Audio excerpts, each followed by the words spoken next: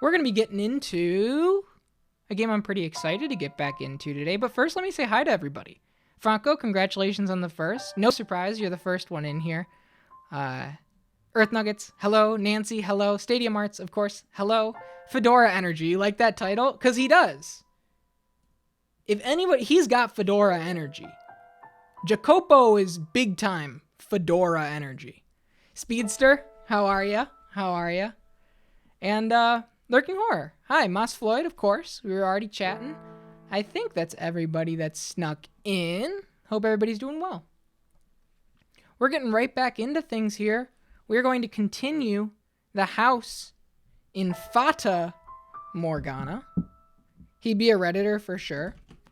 Yeah. He do. He's on Wall Street Bets. But he ain't going Milady. No, he's on a different the Fedora Energy like split. He's on one side. I shall be back to watch this. I stopped right in the middle watching Rings of Power. Dude, do your thing. I know Stadium Arts is also watching Rings of Power.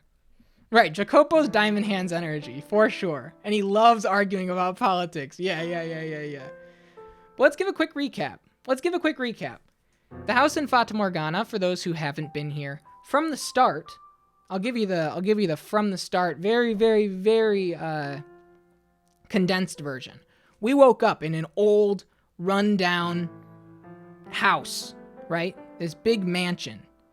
Did I wish this game has some voice acting? Not for the stream, necessarily. If it had voice acting, I would just be sitting here, you know? It'd be a totally different energy. Doing it with the voices is very fun. Wake up in an old, rundown house. We don't know who we are. We don't have any of our memories. And this maid you see on the left hand of the screen right now is the only person there. And she's like, yo, what's up, master? I'm surprised you woke up. Oh, you don't remember who you are. Let's try and fix that. And so she has been guiding us room by room through this big old house as we peer back through the history of the house. So we started in the 1600s. We went to, I forget all the years. I'm sorry. Forgive me. I think we might be able to check them here, actually. At least the first two. If I go to chapter select. Look how cool this is, by the way. We never even looked at this before. The first year was 1603. And roses from all across the world bloom abundantly in the mansion's garden. The Rhodes siblings, Nellie and Mel, have been blessed with a life of luxury, and Nellie adores her kind-hearted older brother, calling him her prince. From the outside, it would seem the two have a bright future ahead of them. However, and for those who were there for that, yeah, however, there's a lot of weight on that word, however. That got pretty crazy pretty fast. And last stream, yeah, just a smiley face, that's all you can say. Last stream, we finished up chapter 2, door number 2. And the year was 1707, and the mansion lied in ruins, where a ferocious beast took up its residence in the once beautiful property. The beast, hungry and alone, tells the maid he merely wishes to live in peace. But before long, he loses control of his innate savagery, and a massacre ensues. Elsewhere, in a city overlooking the sea, a young woman named Pauline sets out in search of her lover after learning he has supposedly died in a shipwreck. And that's where we finished up last stream. We finished door 2, chapter 2, and we learned that the beast was no beast at all. The beast was a man named Yukimasa, who was from another continent and shipwrecked on the shore near this mansion. And because he didn't speak the language, because his skin tone was different, he was shunned and pushed away by this community and they claimed that he was a beast. And they, belittled him and bullied him until he snapped and went on a massacre. Seeked refuge in the mansion and kind of made it his own. And the through line throughout all of these stories is a girl with white hair. The white-haired girl, she's known as, And I think in the last episode, we did learn that her name was Morgana, correct? Because of that weird flashback in the mirror. Flashback, flash forward, flash sideways. I don't know what it was. And then there was another, like there was Michelle in the flashback and a woman named Giselle. I don't know. I don't really know what happened there. A lot of mysteries for sure. A lot of, her name's Salvaria. Right, of course. It took me like 3/4 of a second for that to click. Right. Her name is Salvaria. Right. She's the head of the Imperial Army. She's a general. But now we are in door 3. We are in the 1800s. We are in an age of a technological boom. And we are following a smarmy man named Jacopo, who is, he's an investor. He kind of, puts his money in things that he think will net him money later on, like an investor does. And the thing that he's currently investing in heavily is the railroad. He's a train guy. Right. He's a train guy. Fedora energy, train energy. They're all kind of, it's the same web. Right. Bed Bath & Beyond stock. Exactly. And he's an asshole. Through and through. He's just not a great guy. And he was set up for an arranged marriage. In a marriage for money and social standing came together. And this arranged marriage married Jacopo and the white-haired girl. And so we have found the white-haired girl again, 200 years after the first door, still tied to this house. Still kind of, orbiting around this house across time. And she's not treated very well at all. Jacopo is, as we said, kind of a bad guy, kind of a dickhead, carries heavy fedora energy, and he is very dismissive, verbally and emotionally abusive, just a bad husband, and kind of a bad guy, altogether.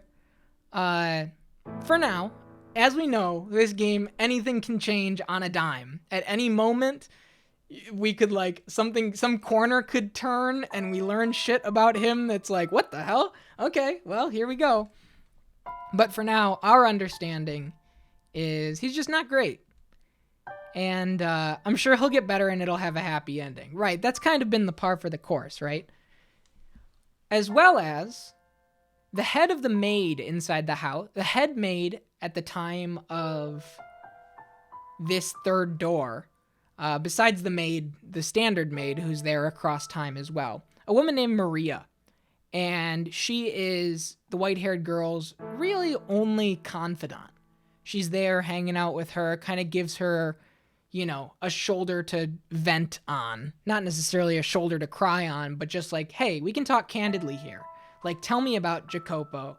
And I know he's an asshole, so let's just kind of blow off some steam together. And we ended last week's stream where the two of them, on a night where Jacopo was out attending to some investment meeting, Maria was like, come on, stay quiet. Let's go to the ballroom and let's dance. We'll just hum some nice music and we'll just dance. You need a moment of joy, a moment of care, and you need somebody that cares for you. And so come on, get out there and live a little. It's your house. You're the wife. And so they danced, and it was a beautiful little moment until Jacopo showed up, and he's like, honey, what the fuck is going on here? And really just kind of laid into both the white-haired girl and Maria verbally, and the night ended. Let's get back into things here. I do want to have everybody know this is a very heavy story. Exclamation point advisory, as I've stated before. Lot of very intense, reprehensible situations are expressed over the course of this game. Just a heads up, For anybody that finds this kind of subject matter hits too close to home, uncomfortable, anything. No judgment at all. I do want to say if you are teetering on the fence and want to kind of hear the game out, it is a very everybody I've ever spoken to about this game who has played through the full course of this game, Franco845 included, has said that the story is very touching. Really shows the strength of human will while going through and processing intense trauma and seeking somebody they can connect with, finding love in the face of many fucked up acts. If it's too much, no worries. But for everybody else that's still here, myself included, we're going to get right back into things here. I hope everybody is doing very well. And we are starting at the top of the next morning, where Jacopo stands alone in the den.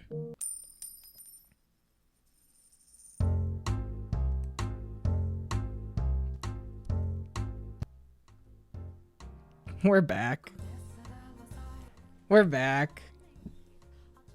All right.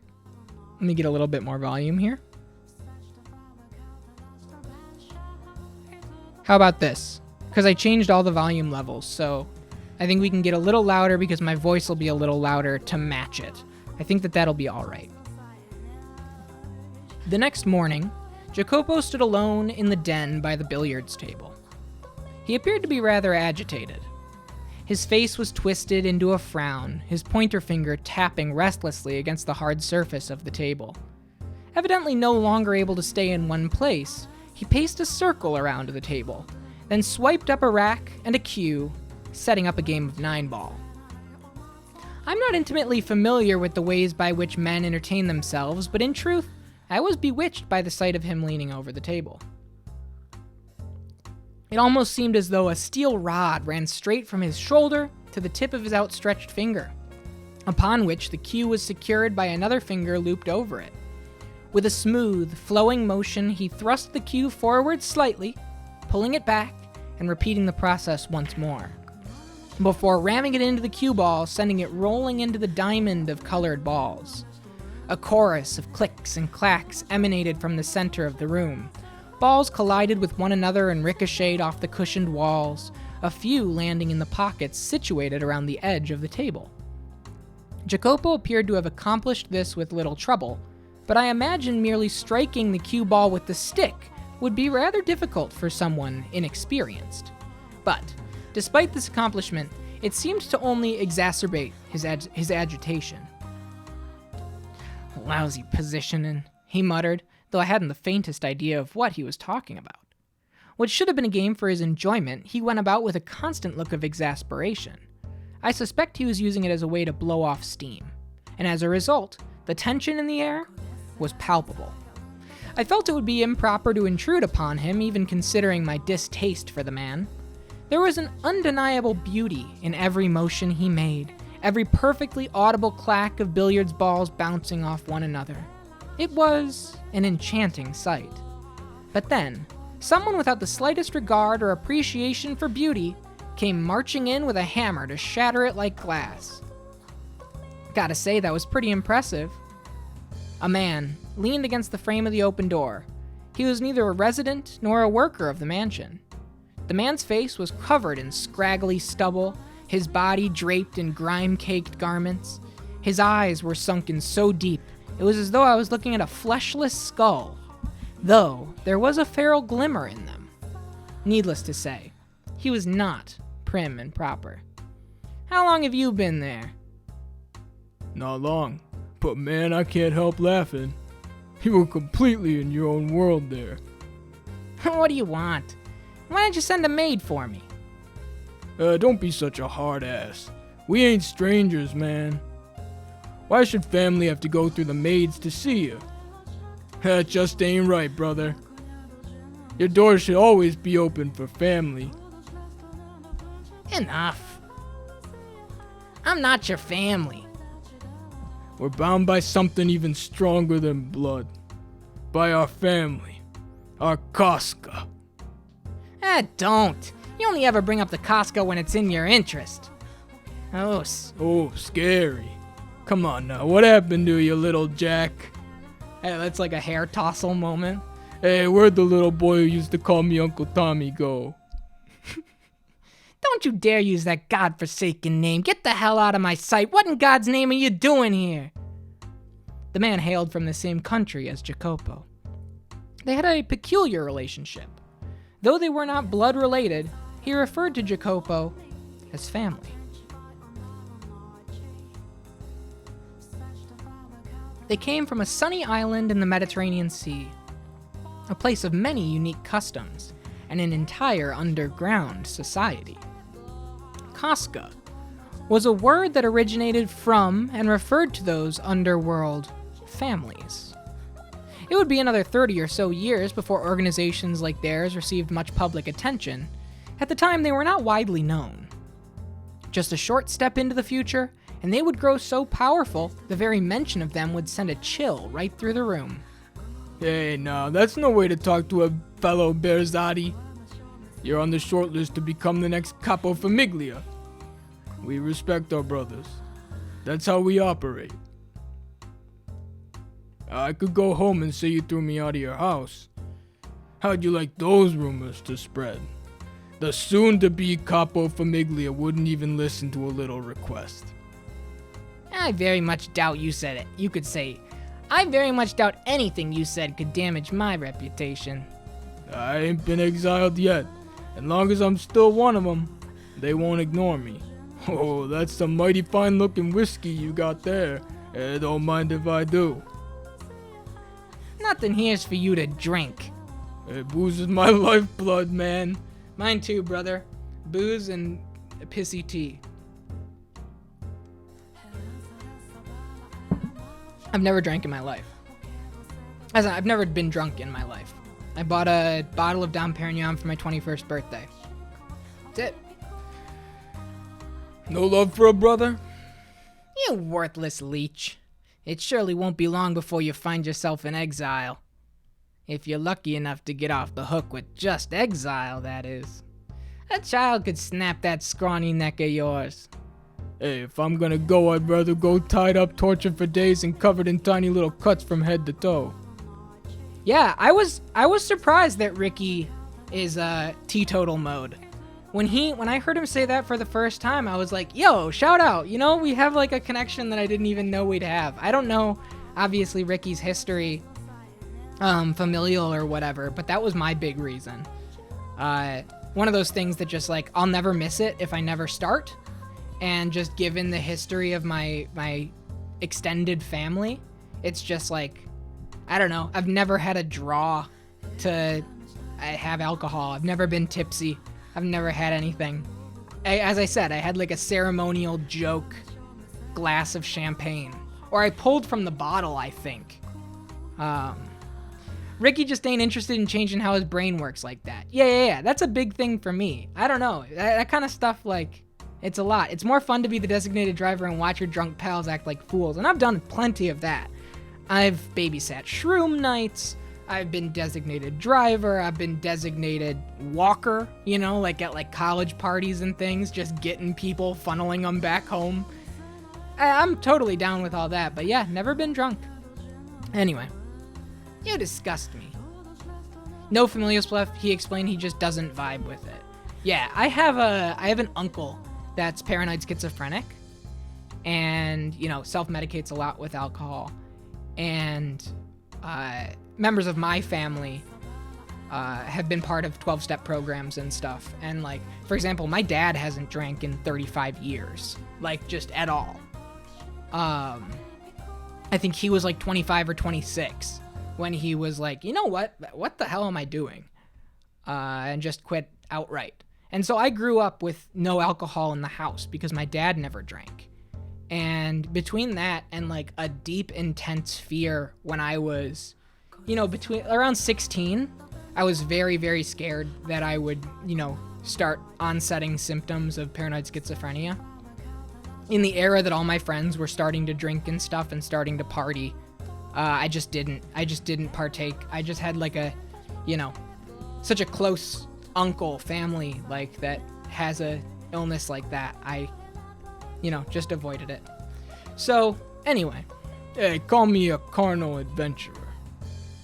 I despise the mundane. Last thing I want is to go out like a wet fart. Yeah, you and me both. I fuck with Tommaso. Is this what you came for? To waste my time with your insipid nonsense? Oh, hardly. Surely you have an idea what I'm here for. And how much I need. You damned maggot. A worthless leech, a sick bastard, and a damned maggot. What are the names you got up your sleeve for me, huh? You son of a... Do you honestly think this is how you ask for a favor? Whoops. Excuse me. I beg of thee, O esteemed future capo famiglia. I'm bone broke. Not even enough money to put bread on the table. Could you please spare a little for a brother? You brought this on yourself, I'm sure. I hear more than enough stories about you, and hardly any of them pleasant. Drinking, gambling, debauchery. I'm humiliated to be even in the same Casca as you. You want to make money playing? You gotta learn the game first. Says the worm who played himself into oblivion. Now do you honestly believe I'll give you anything? Oh, but you will. You've got no choice. Casca rules.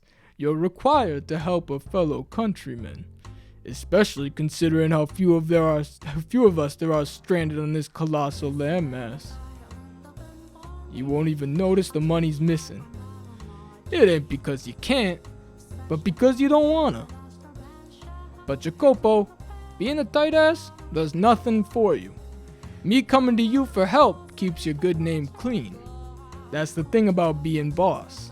You quietly keep little shits like me out of trouble, so that trouble don't come raining back down on you. You do not seem to understand your place.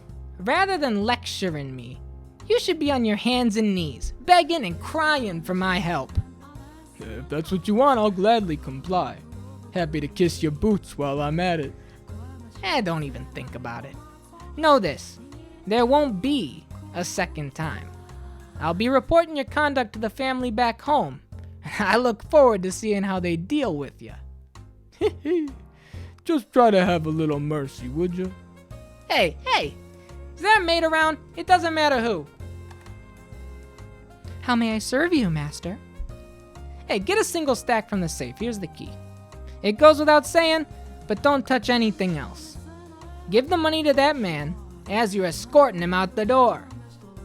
As you wish. Is that all you needed? Yeah, now get to it. Very well. Excuse me. Well. That's one looker of a maid you got there. Oh, but there's something, I don't know, eerie, strange, something about her. Fancy that. We agree on something. How long she been working here? I couldn't tell you.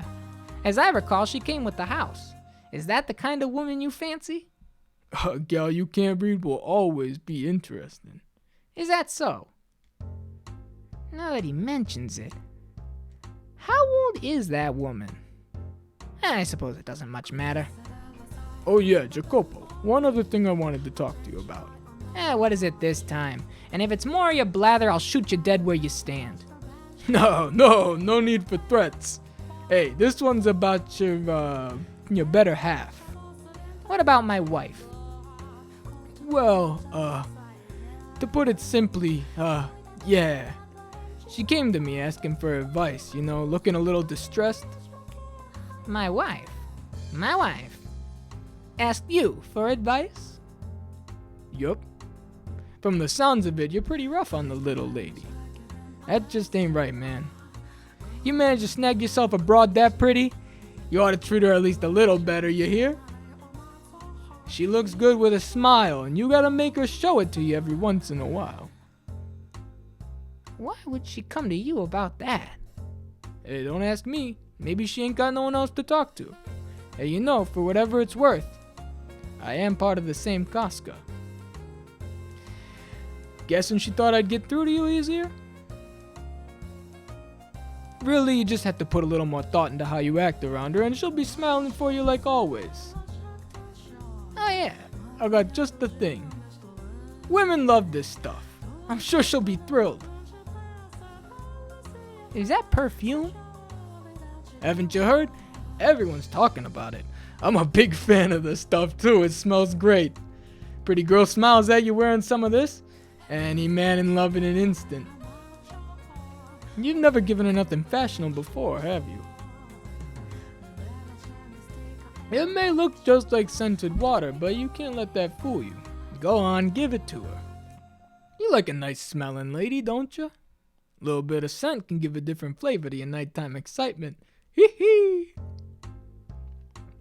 Vanilla. Well, I've said my piece, so I'll be taking my leave. Don't want to keep your maid waiting too long and get on her bad side. Hey, hold on, Tommaso. Hey, why would she? Make it last. That's all the advice your Uncle Tommy has for you. Ciao. Wait, hey, Tommaso! I'm having too much fun with these voices today. I'm having too much fun. Whoa! Now that's fucking Fedora energy. Holy shit. That is encapsulated, distilled for this shot right here. Wow. Look at him. I could go after him. It'd be such a simple task to catch him, grab him by the neck, make him tell me where he spoke with her, and what she told him. But why? Why will my legs not move? Asking him for advice, fashionable perfume, her smile. She looks good with a smile. She'll be smiling for you like always. Nah, that can't be. She hardly ever smiles around me. But she'll smile for him? Last night, she was short of breath, having such a grand time, wearing that perfume, getting ready to leave the house. Just who was that smile for? Oh, God damn it! Don't you think I'll let you run free any longer? His eyebrows were furrowed, creating deep creases on his forehead. Several servants stood off to the side, watching their master attentively as he stomped past them down the corridor. However, no one said a word to him. Had I not been preoccupied attending to his countrymen, I likely could have prevented it. The look on his face would have made it obvious something bad was about to happen. Something that would serve only to further her misfortune. She was already in a less than ideal situation, and it was perched on the edge of a hill, soon to begin rolling down into even worse territory. Jacopo? What's the matter? If you wanted to visit, you could have said something, rather than coming in without knocking. Is that really necessary? Pardon? I said, is there something so desperately you want to keep from me that I must knock before entering? That I should have to let you know in advance that I'm coming? What are you? Well? Is there? You went to talk to him behind my back, I'm told. Yeah, what'd you tell him, huh? You moaned to him about my behavior? Stop, it hurts. Oh, you told him I'm rough with you. You cried on his shoulder because I'm not nice enough. Him! Of all people. Wait, Jacopo. You're mistaken. Let me... silence. Not a word. Not a single godforsaken word. The only thing that comes out of your mouth is excuses. Lies and fabrication. You put on this sweet, innocent little girl act, but what's really going through your head, huh? Maybe I should just rip that mask off your face. Stop! Jacopo! Hey, you look down on me. You're nobility. And I'm just a nobody who married into it. No, stop! Let go of me, please. When did it start? How long have you been seeing him? Who else have you been seeing? Covering yourself in fashionable perfume and smiling, even though you never smile around me. Please let me go. I can see it in your eyes. He's just a worthless commoner. Why would you think that? Why will you not listen to me? Silence. It's all your fault. Every last thing. I tell you not to leave the house, but you do. I tell you to do as I say, but you ignore me. Every last thing you do drives me mad. I don't have time right now to deal with this, to rack my mind over you, over a woman. I don't have time for it. Why do you not do as I say? Do you not have enough already? Huh? Will you not be satisfied until you've taken even my arms and my legs? I've given you money, I've given you clothing, I've given you everything. You've got an incredible life. Look around you. That life of luxury you and your parents wanted, well, it's right here. You have it.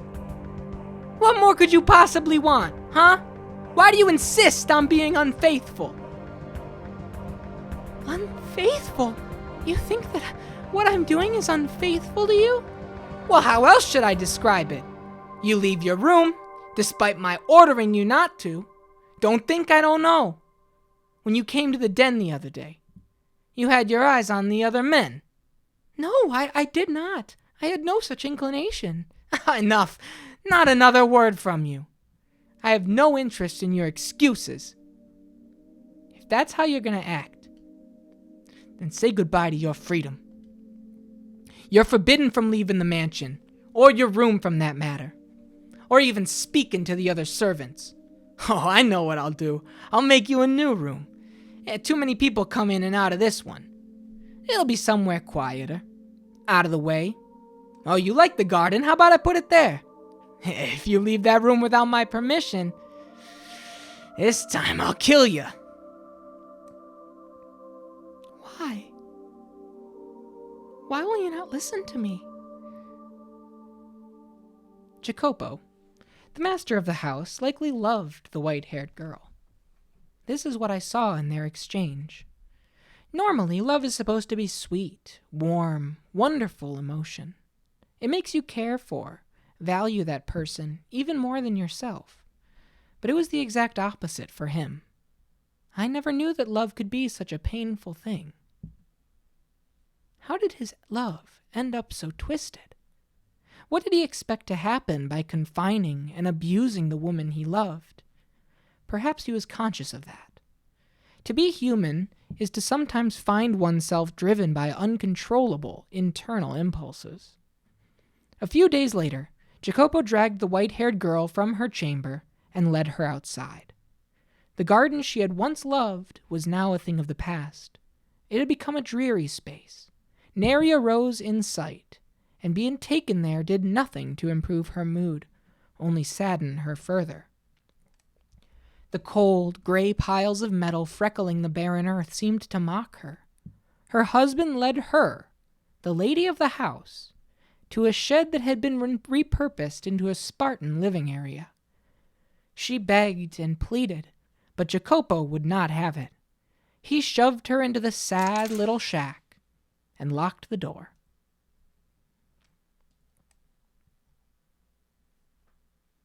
Yeah, he'll come around. He just, Please stop browsing the nice guys subreddit. Yeah, he kind of lost it there, huh? I hope my audio didn't clip too bad. I saw it going a little ballistic. I hope it wasn't too bad.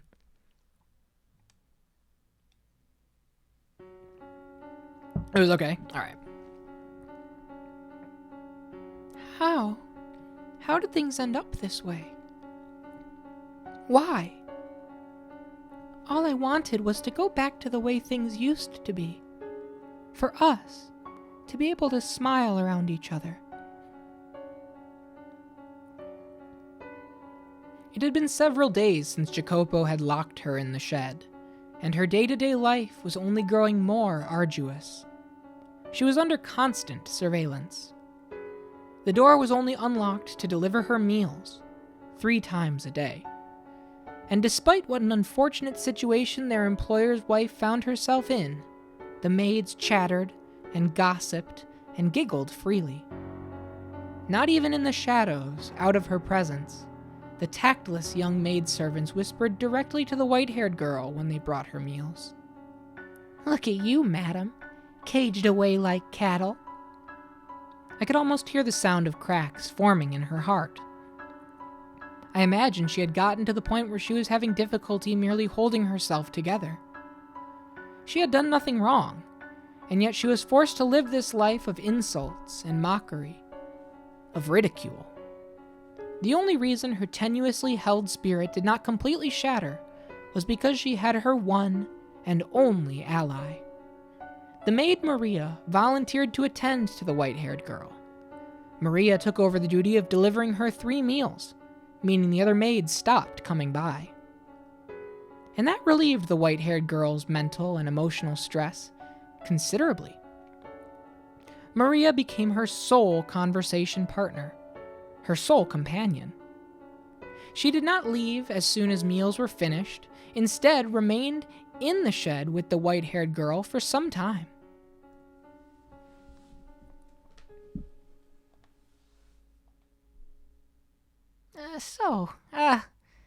Madam, how about a funny story?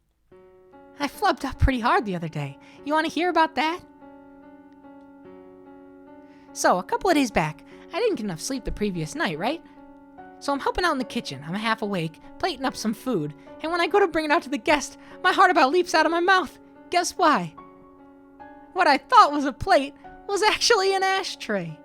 Man, I was sweating like a pig. The guest didn't seem to notice, but the other maids were pale as ghosts the entire time. Just about everyone had themselves a case of the vapors. I got quite the tongue lashing at cleanup. Pretty funny, huh? Oh, did you? Sounds like a pretty bad day. Yeah. Hey, madam? I know there's not much of a point in telling you to cheer up right now, but I'm sure he won't keep you locked up forever. He's just a bit crabby for now. It'll be alright. Although, I guess this is a bit drastic for a temper tantrum. I'm sorry, madam. If only I'd pushed him a bit harder. If only I had a little more influence, and you might not be in this situation. I thought I could be of some help, but I guess I'm not doing a great job of that. Of course not, Maria. You absolutely are. Just your being here takes a great weight off of my shoulders. Still, though, I feel so worthless. Because I'm just a maid, you know? I can't set you free. It's okay. I'm used to being imprisoned. What? What do you mean you're used to it? He never locked your door before. You're right. I'm not sure why, but I feel as though I've been in a similar predicament before, lacking freedom and contact with others for a long stretch of time. Remember the witch story? I'm sure it's simply the exhaustion getting to you, madam. No one should ever be used to living like this. Yes, I agree. And I pray things go back to the way they were soon. Has, getting mad at him never crossed your mind? Getting mad? Yeah, you know, like when he yells, you yell back. Let him know he's the one in the wrong. You never considered doing that? I guess you're not one to get angry, madam. Which would mean you're a better fit for the Holy Mother than me. Oh no, I do sometimes want to get angry. To tell you the truth, it's almost always going through my mind how, if I did raise my voice, perhaps he would listen to what I have to say. But when I'm standing there in front of him and he starts shouting at me, I freeze up and end up not saying a word. I'm just such a pitiful woman. Everything about me. When I need to speak up the most, to stand up for myself, I cannot. Oh, don't look so down. That's not a bad thing. It's just, got you in a little bit of a pickle right now. But I'll clear everything up with him, you hear me? In my mind, your modesty is a virtue. And the more I think about it, I can't even imagine you screaming.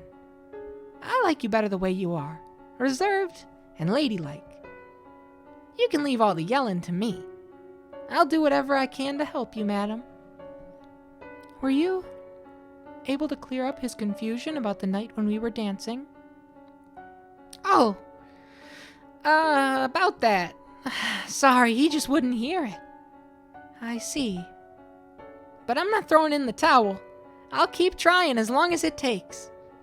So, say, Maria, could I perhaps ask another favor? Huh? Yeah, sure, let me have it. I would like to write him a letter. A letter? To someone who lives in the same house? Yes. As things stand, I cannot simply go visit him on a whim. And I feel as though I could calmly express on paper things I'm unable to say to him face to face. I suspect I might have more luck that way.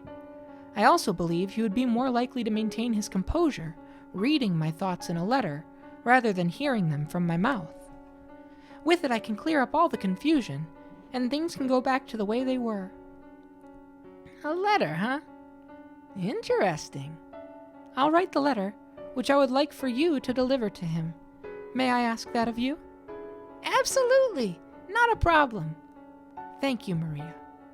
You're the only person I can count on, and I mean that. Yeah, just a little pickle, Earth Nuggets. They're just, it's a little bind.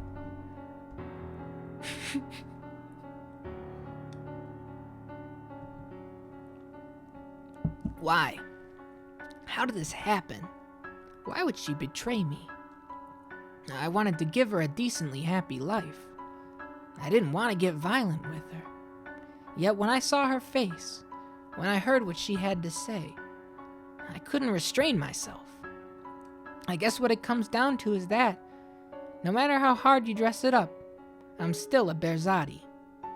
There was never any way for this bloodline to give that girl happiness. God damn it. Why am I fretting over this nonsense? And I'm supposed to be the future head.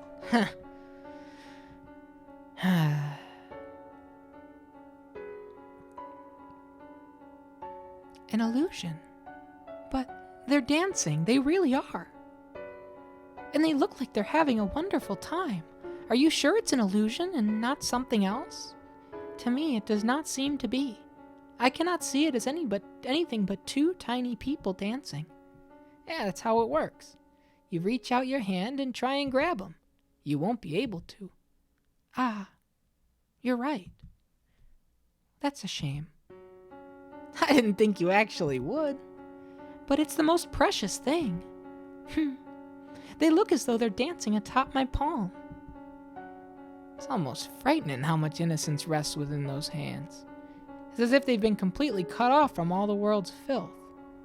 My hands, however, are soaked in blood. I fear that bringing her into my world may taint her. Whoa.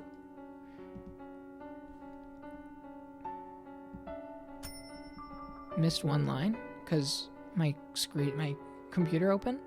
Am I capable of protecting this woman's purity? And yet, as I watched her so joyously playing, I felt as though I had gotten close to her. I was the one being a child on that day. Hey, Jacopo, it's me, Maria. Is it all right if I come in? Maria. Hey, it's fine. Come in. All righty. Well, color me surprised. I didn't think you'd let me in. Have I ever denied you access to my room? No, but you've been looking pretty glum lately.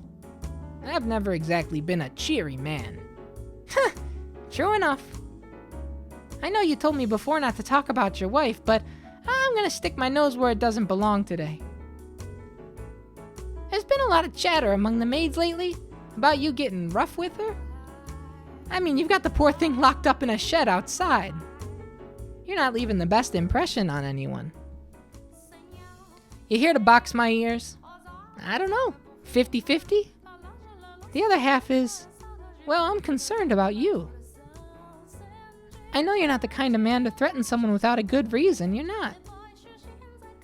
I thought you were friends with her. I am. And it hurts seeing her in so much pain. Then why does that not change the way you act around me? I'd think you'd be scorning me with the rest of the maids. Oh, I see how it is. You don't trust me. And we've known each other for so long. This isn't a question of whose side I'm on. You're in pain too, and I can see that. You've always bottled things up, kept them hidden. You're too proud to rely on others. But you should probably vent to someone before it reaches the point where you no longer can. Say, Jacopo, do you remember the promise we made a while back? How far back? Back when you were still shorter than me. You were 14, and I was 12. I had to leave town, and you came to see me off. Quite frankly, I didn't think you'd come. I was surprised, even if I didn't show it.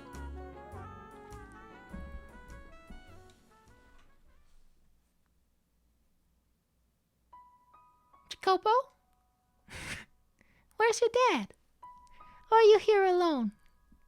He didn't even tell me.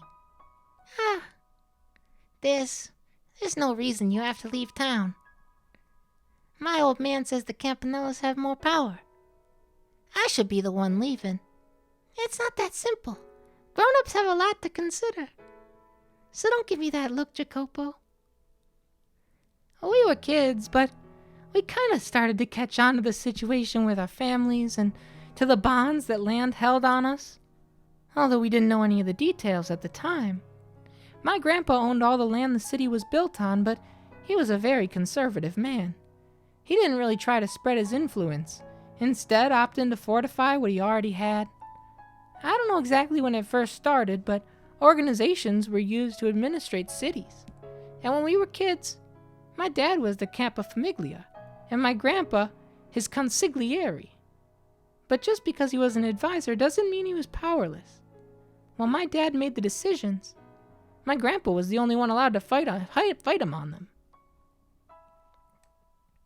Your father was a Capodicina that served under my dad, and he wasn't exactly happy about that. But parents quarreling doesn't affect their kids, or at least that's what I thought at the time, and what you probably thought too. But there was still a chance we could be caught in the crossfire, so my dad decided to send me and my mom away. Off the island and to the north were some more prosperous areas. He thought that by sending us there we could live our lives clean, regardless of where we came from. Now there's no changing what's in your blood, though. You could have told me too. Or were you planning on leaving without saying anything? No, it was just all decided so quickly I already forgot where they were before. Why do you sound so accepting? I'm already in like Mel voice. Adults have a lot to consider, you bet they do. Uh-oh. Can't do that. In fact, every time I accidentally hit the load a quick save, I have to quick save just in case I do it again. You bet they do, but you could at least let them know you're opposed to it, Maria, but no, your tail went straight between your legs as soon as you were told. You just gave up and accepted it straight away. I thought you were better than that. You think I don't know that? But I'll just be in my dad's way if I stay. I'm a kid, a girl. I wouldn't be of any help if something happened. And I don't want to need someone to protect me. Mel voice a little bippity boppity, right, exactly. I've never once thought of you as a girl. Hey now, that's mean. Oh geez, thanks Jacopo, now you're getting me all mushy too. If anyone should be sad here, it's me. I'm not sad. Oh really, you sure you're not actually torn that I won't be around anymore? You're a huge crybaby after all, Jacopino. Hey, when have I ever cried, and don't call me that. I made you mad. Short fused as ever, I see. You've got to learn to keep your head. You're a man and the heir to the Berzati family. Don't you lecture me. So pig-headed. You could at least listen to me once before I'm gone. Hey, Maria? Got a little time to spare? Yeah, sure, but not much. Carrot gonna be here soon. You have enough for a trip to the hill and back? Yeah, I should have time for that. I'm just going to go to their regular voices. Because of our families, we weren't really able to get along with the other kids in the city, so we played a lot at the top of that hill. It became kind of like our little secret lair. There was an abandoned house up there, I guess an old farmhouse or something, and kids love that sort of thing, you know?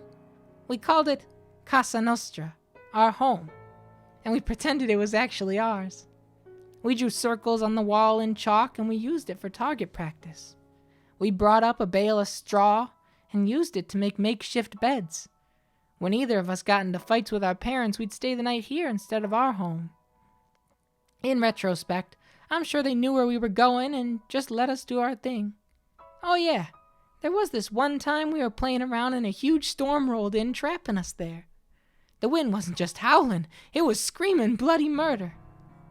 It was blowing so hard I thought the house might fly away. As I recall, you were crying that night.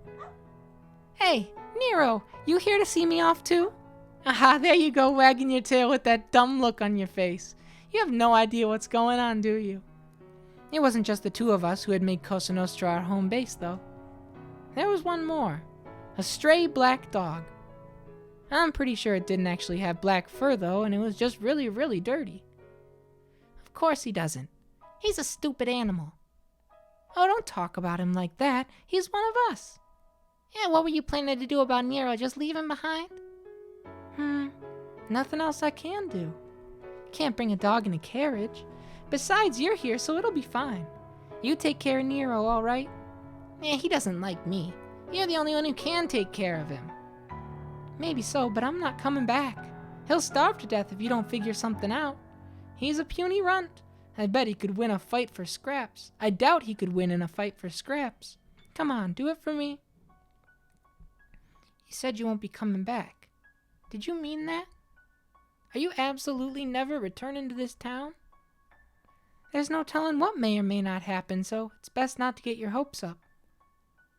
Better than the pain of getting let down.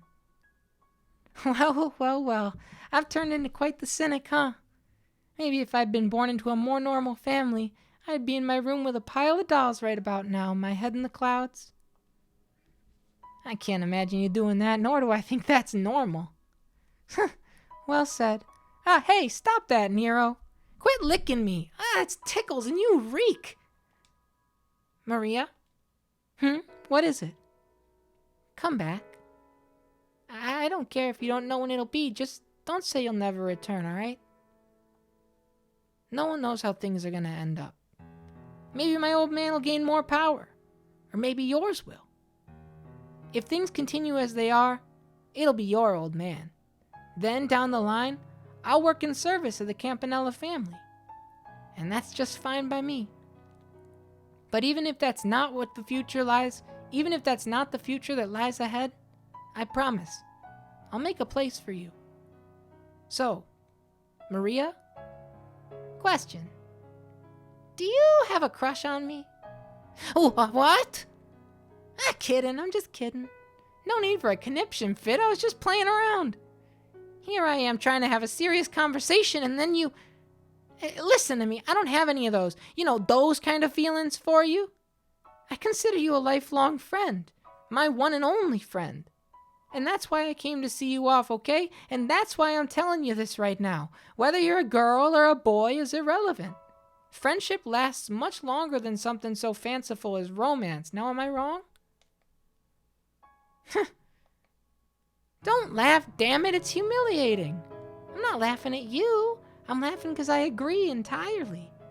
Yeah, we've always been on the same page, Jacopo. Maybe we did fight a lot, but there wasn't one we didn't get through. No one else understood just how lonely it was.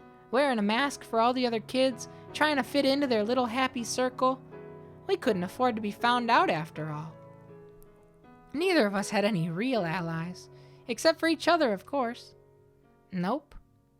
I'm just glad I got the chance to play with you. If you hadn't been here, I probably wouldn't have bothered caring for Nero either. It was too funny watching him chase you around. You're a sick girl, Maria. So hey, Jacopo, this place will still be Casa Nostra even after I leave, right? You won't do anything to it, will you? Of course not. This is our home. That was always the plan. Right. Thanks. Though, you being all nice is kinda creepy, Jacopo. It's not gonna start snowing, is it? How rude. Well, if you're gonna be like that, I'm not sure I even want to give it to you. Huh? Give what? A present? You should have said so sooner. Gimme. You don't have a shred of tact, do you? What's it matter? Come on, what'd you bring? Let me have it, soldier. Oh, Maria, consider this a temporary parting gift. You've been wanting one of these for a while. It's a brooch with a white rose. Ooh, is that a cartridge? From a Colt Navy? No way, did you swipe it? I'll probably catch hell for it, too. Wow, this is amazing. I always wanted to get my hands on the real thing. This is from the one hanging up in your house, isn't it? The one your dad was bragging about? They just started selling them this year. It's ridiculously hard to get your hands on one, or so I hear. It's a vape cartridge, for those that didn't catch on. Man, guns from the New World are something else, all right. Just imagining the moment the hammer comes crashing down on the back of this sends chills down my spine. Maria's like a gun girl? Cool. Are you sure you're a girl? Going crazy over a bullet cartridge? What's the big deal? I like what I like. You'll get in trouble if you don't put this back, though, won't you? Yeah, New World guns were the PS5s. It was super, super rare. And young Jacopo was a scalper. Don't worry, I'll return it when you return. And I won't tell anyone I gave it to you. Okay, well, I guess I'll take you up on that then. Thanks, Jacopo. It'll be my treasure. And this goes without saying, but don't lose it. I'm giving it to you as a symbol of our friendship. No matter how far apart we may be or how much time may pass or, how things play out with our families, we'll always be friends. That cartridge symbolizes that promise. It's a promise, Jacopo. Our families may outwardly hate each other, but I'll always be your friend, always by your side. And don't you ever go back on those words. I swear upon this glorious cartridge, this historic land, and the names of my ancestors, I shall not make myself a liar.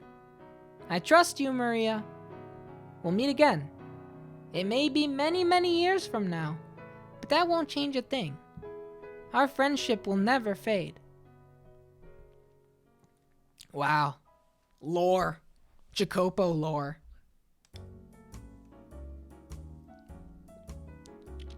God, you were adorable back then. And short to boot. But now you've hardened so much. I was flabbergasted when I next saw you. Dressed all fancy from head to toe. You've become quite the smug little bastard, I thought. You sure weren't that little kid anymore. You have, quite the memory. Well, yeah, I don't forget my promises.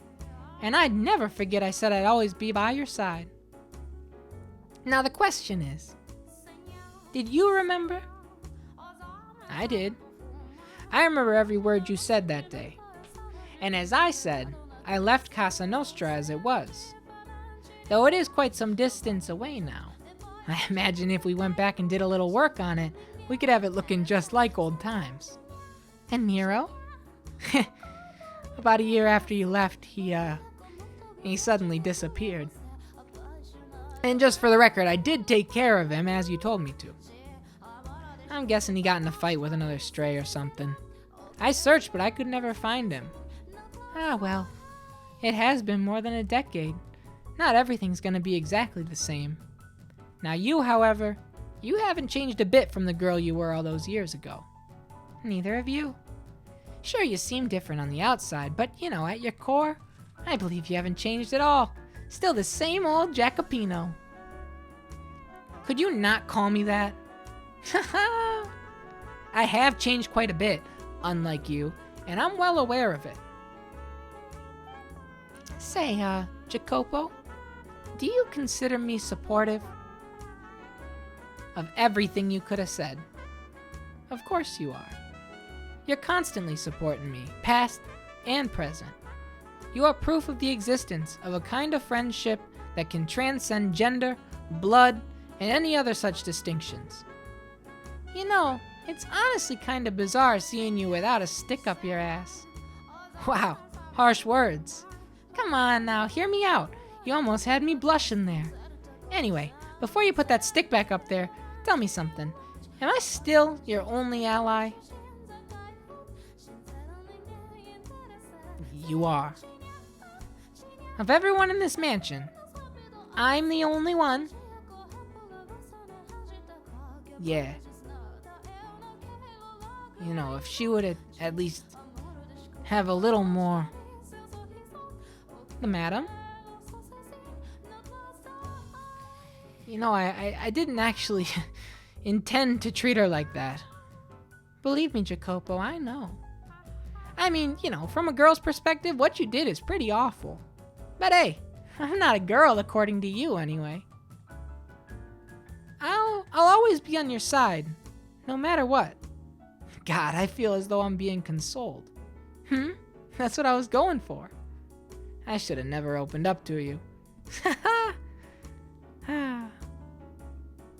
Hey, now's probably not the best time to bring this up, but I've got a letter. A letter?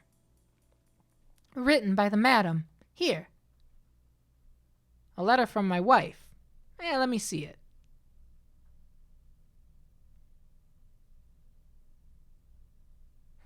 I take it wasn't a great letter. Or maybe it was. Or maybe it wasn't. What the hell am I reading? Jacopo just realized he can't read. I was considering keeping it a secret, but having seen it, I thought hiding it from you might only hurt you more, so I decided it was best to show you. Who is this? Who is this letter for? It's as if... But, you know, that can't... I love you? Who's she writing to? I don't know this man. Take a deep breath, Jacopo, and listen to me. The madam is having an affair. Yo? Little double crosser? Little double cross action? Yo? Okay. Alright. Alright. Alright. Yeah, what the fuck, Maria? Alright. I haven't changed a bit. If you seriously believe that, then I've got news for you, pal. Anyone who acts exactly the same as they did in the past is doing just that. Acting. Much like I do around you. Yo, she's going sicko mode. Whoa, she's a whole different person. Our friendship will never change. What a fucking joke. You picked the wrong girl to put your trust in, and they call you astute. Can you taste the fucking irony?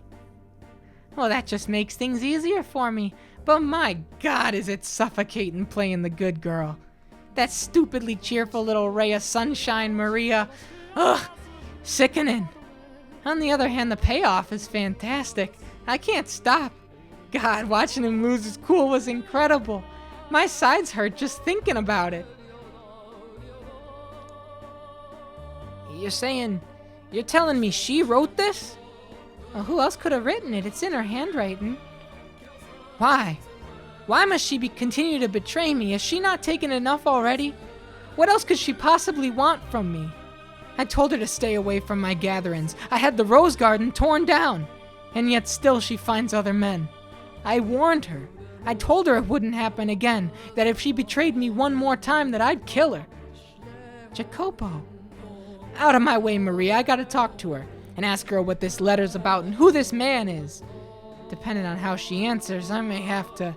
Hold it, Jacopo. Calm down. Silence. How am I supposed to say calm right now?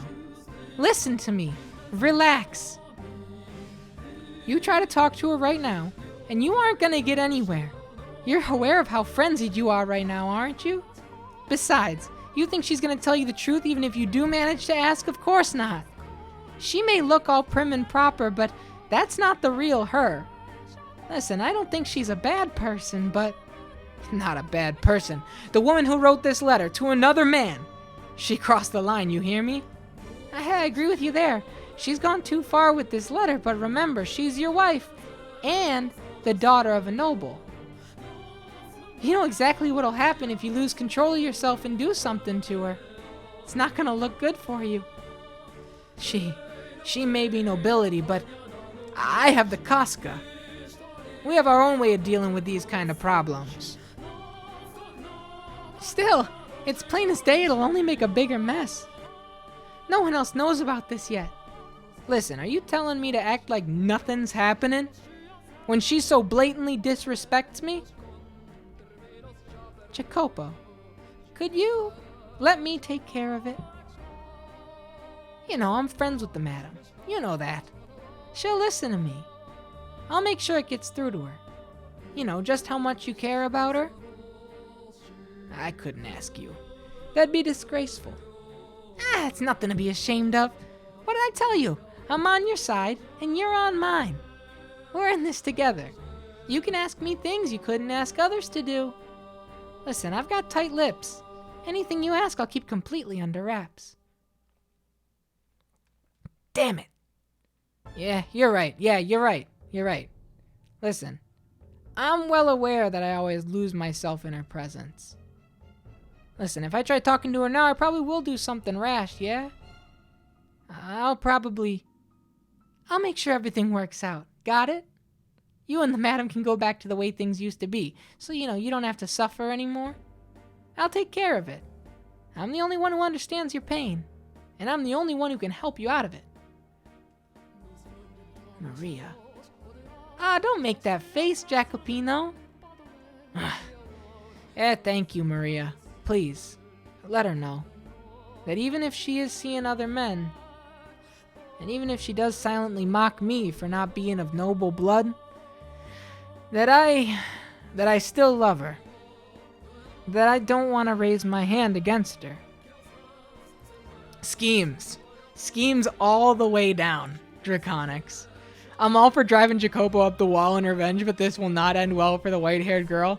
Listen, Lurking Horror, I think we're establishing like, 1 is a moment, 2 is a coincidence, 3 is a theme.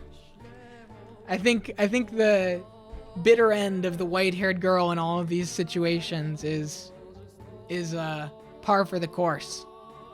You love her. That's a riot. You're too busy chasing your stacks of paper. You don't have what it takes to truly love a woman. Yeah, and how is she, even if she was, right? Even if she was having this affair, how is the white-haired girl meeting any of these people? Yeah, she's got what the fuck is it called? A parachistoscope? Whatever, I forget what it was called. A spanakiscoscope? Spanakopita? She spins it and finds men. I'll say, though, I was surprised you lost your head that badly. Quite the little crush you've got on her. You could just sit down and talk to her like a rational human being, and presto, all your problems would be solved. That's our National Basketball Association command. Sorry, the bot must not be working right now. It should be giving you the score of the Pistons game. You can't even imagine that, which is why you're in this predicament. Once you're convinced of something, Jacopo, you never let go of it, and she's too timid to speak up for herself. Sorry, madam. I got nothing against you. I just, didn't expect things to go quite this well. There's no stopping now, not when I've got this much momentum. Also, watching a pretty girl like you break down gives me goosebumps. You're still convinced I'm the only person you can trust. Phenakistoscope. Thank you. Oh, so this is because of the mafia family. They were kind of rival families that were friends as kids, right? Is that what's going on? She's on like some like secret revenge tear, and because of something that happened where the power balance shifted between the two families. I don't know, we'll find out. Maybe I'm overthinking it. How did he react to the letter? Well, yeah, about that. Would he not take it? Oh, no, he took it. It's just, Listen, don't feel too bad about this, madam. He said he's too busy with work. He tossed the letter aside. I told him to make sure he writes you a reply, but he hasn't got around to it at all. I see. That's a shame. Jacopo's like Scarface? Don't give him that credit, Draconics. Look at him. Look at him. Don't give him that credit. Tony Montana would never wear a fedora. Actually, I don't know if he wears a fedora in that movie. I've never seen it. It kills me to see you like this, madam. I don't get why he has to be so heartless. Not even taking a little bit out of his day to read the letter you poured your soul into writing. It's unacceptable. I'm sure he is really busy. He didn't throw it away though, did he? I imagine he means to read it when he has more time. Madam, after everything he's done to you, you still think he means well. I have faith. My timing was poor, that's all. I believe in him.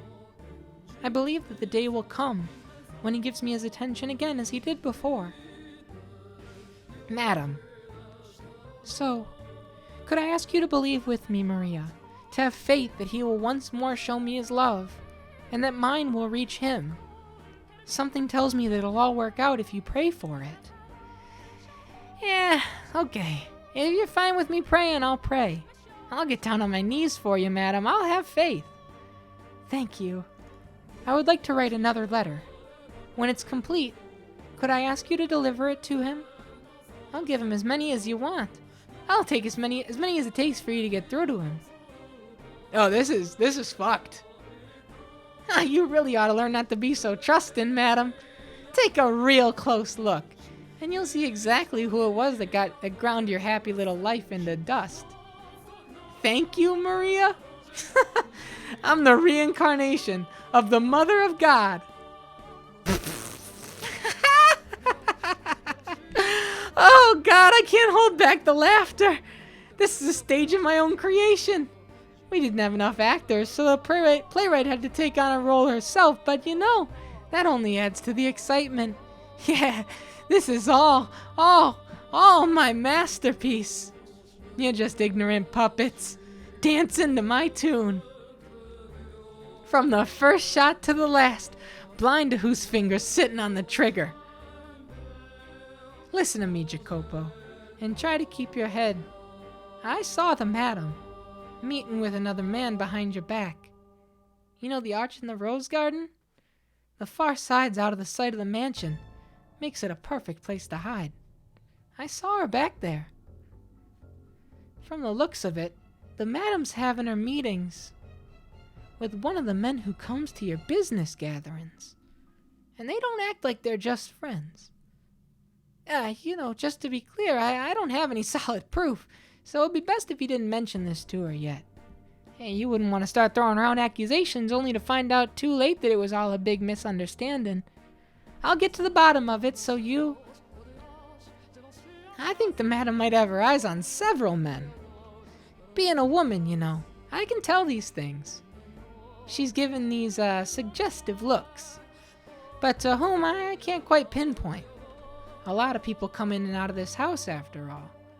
What, you want to keep her from leaving the room? That might be for the best. With so much going well, it makes me think even God's on my side. They could just talk it over with one another. But they won't, and they're in deeper and deeper shit for it. You're the only one I can trust, Maria. And the time in that night, my God, it was perfect. Hey, Jacopo?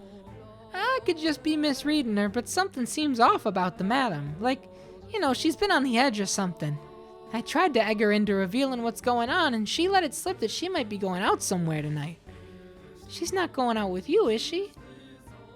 You were going out to survey a construction site today, right? Then I'd suggest you get that taken care of quickly. A dance? At this time of night? Yeah. And since it's so late, no loud music. All you get's a little whistling, courtesy of me. but this room is too small for... we'll use the Great Hall. Wouldn't that put us in everyone else's way? He would probably complain about the noise, too. There's no need to worry. Jacopo's out inspecting some factory or something today. After that, he's got a meeting, so he'll be staying the night elsewhere. I thought you wouldn't be back until tomorrow. And how would you know that? Nah, forget that. Does my staying the night elsewhere have any effect on you? You were just waiting for this opportunity, weren't you? No, what would I possibly want you out of the house for? I'm sure you know that better than anyone. What? What's that smell? Perfume? When did you get perfume? And I have to say, you seem to be having quite the time. Look at you. You're out of breath, red as a beet. I made the right decision coming back. Now where the hell were you going? I'm sorry, this is all my fault. If I hadn't asked you to dance, and me bringing the perfume only made things look worse. No, you need not feel bad about anything, Maria. Everything you did was with my best interests at heart. She doesn't even suspect me in the slightest. And I was able to put that perfume to great use. That money-sucking leech Tommaso showed up at the perfect time, too. I'm pretty sure that's when Jacopo started getting actively violent. A jealous man's a wonderful thing, always imagining the worst and making matters worse for it. Wow, is that you, Tommaso? It's been so long. What brings you here? Oh, looky who it is. Little Miss Campanella. There's a surprise. Didn't expect to see you on this side of the Great Blue. I've been giving Jacopo a hand. Huh. Well, color me impressed. After what happened, I wouldn't have thought you'd want nothing to do with him. That was between our parents. Jacopo didn't have anything to do with it. Well, would sure be nice for all you younger generation to go through life without nothing to spark that kind of power keg. Jacopo's hella jealous? Yeah, oh yeah, totally. Jacopo's being hella emotionally manipulated right now, though. You're looking at the real mastermind.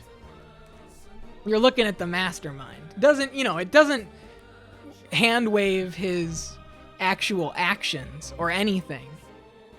But yeah, this is all a very carefully orchestrated event. Not that it's my place to talk or nothing. No need to worry yourself about any of that. So what brings you here, Tommaso? Yeah, I'm a little, you know how it is. I'm having a bit of trouble staying afloat. Ah, I see. So you're here to beg for offerings. Pretty shameless, Tommaso. No point in having shame if it ain't making money. Toss that out with the chamber pot. Hell, might make things easier if I just quit being human altogether. Are you that hard for cash? Unfortunately, numbers were supposed to go up, but for some reason, they ended up going down instead. I wish we got a Tommaso portrait. I really did. Might be best if you kicked the gambling habit. No. That's like telling me to go off myself. I bet. So say, Tommaso, maybe I could pitch in a bit too.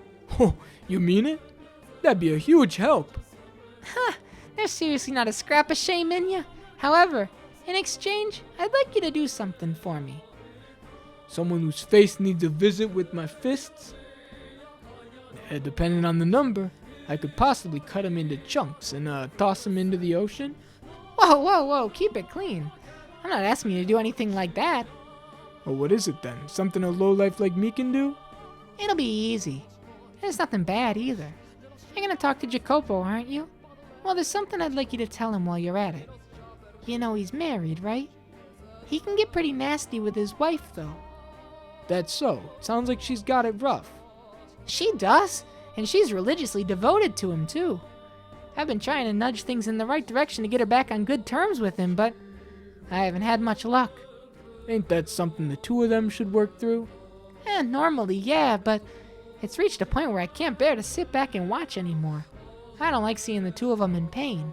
I want to do something for them. Oh, how noble of you. You're pretty devoted yourself, little lady. I'm not important right now. I'm just doing the right thing. But the thing is, Jacopo won't hear a word of it. I figured maybe you, being a man, might be able to get through to him a little better than I could. Doubt he'll listen to me either, to be honest. Come on, You used to be really close, though. I doubt he actually hates you. I wouldn't be so sure about that anywho. Talking's something anyone can do, so what do you want me to tell him? I need you to give him a bit of a scolding. You know, tell him the madam came to you asking for advice and that she accidentally let it slip that the way he treats her day-to-day causes her some grief. Never met the wife of his before, you know. It works even better that way. She's so downtrodden she can't talk to anybody about it. And she thought that maybe you, being family, might be able to help. She's never met you, but she's still latched onto that ray of hope. And I'm sure when Jacopo finds out she brought it up with family, he'll know he can't keep mistreating her. Things like this, they hit home harder when they come from someone on the outside. You make a decent point. Just remember, little lady, all I can do is bring it up with him. I can't guarantee it'll change nothing. That's all I need you to do. Thanks a bunch, Tommaso. Oh, right. One more thing. This is some perfume that's grown quite popular recently. Ask him to give it to the madam, as a gift. If he won't take it, you keep it. Give it to another woman, sell it, whatever you want. Perfume, eh? Very thoughtful of you. Women do like getting gifts like that. Yes, we do. If Big Bad Jacopo gives her some of that, they'll be lovebirds again before you know it. I'm sure of it. Never thought the day'd come when I got to play Cupid. Now I'm starting to get kinda excited about all this. Stay focused, Tommaso, and thanks. Also, you didn't hear any of this from me. I'm fine just pulling the strings from the shadows. Sure you are. I was hoping we get a hee-hee in there, yeah. Their relationship's in complete shambles, and Jacopo still insists he fucking loves her. And the madam says she still believes in him. Seriously, how stupid can you be? Poor Jacopo. Poor madam. Now then, let's see where this boulder rolls to next, huh? And how far it keeps rolling. And naturally, I'll be nudging it along its way. Because after all, a play lives or dies by the director's hands. Sweet.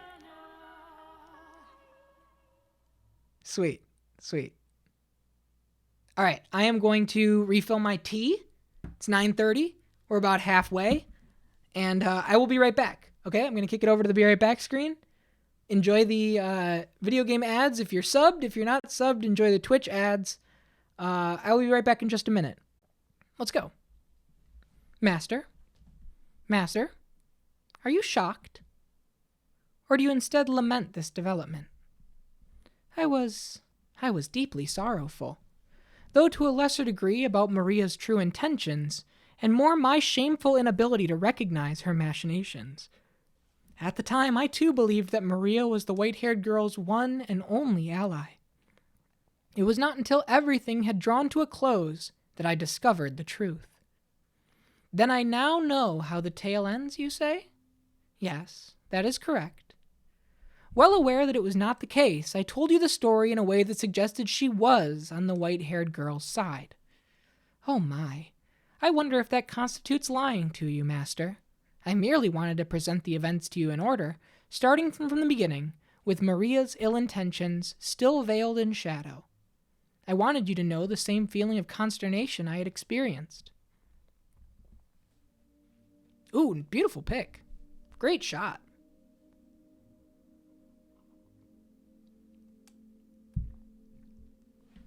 The white-haired girl continued to write letter after letter. They were all addressed to her dear husband, detailing her ever-persistent love for him, and her desire for their relationship to return to what it once had been. My beloved, I'm sure your hands are quite full right now, but that is fine. It does not change my love for you. Do you remember the day we went out together? That was, perhaps, the most wonderful day of my life. The one time they went out together as a couple? Do you remember the one time in our years of marriage that we went out together? And the fact that she can just say, do you remember when we went out together? And have him go oh, right, yeah, that time, the one time. I had a truly incredible time. I still treasure the gift you gave to me, for it is the one and only present I have received from you. That reminds me. Maria tried to teach me how to dance. I doubt I'll ever progress beyond being laughably bad, though. It would be nice if, someday, you and I could dance together. Perhaps when you have a little respite from work, we could go out again, maybe take a carriage somewhere a little farther away, and we could dine at a restaurant more to your liking. Although I think the cuisine at the other restaurant was exquisite, personally. Oh, right, he literally, no meme, he hated the spaghetti. Do I perhaps have an unrefined palate? Thanks, everybody, for the hype train. That was really kind. 3 subs? 70 bits? Oh, man, I'm eating good tonight. Maria altered the letters before delivering them, however. She changed the addressee from Jacopo to another man.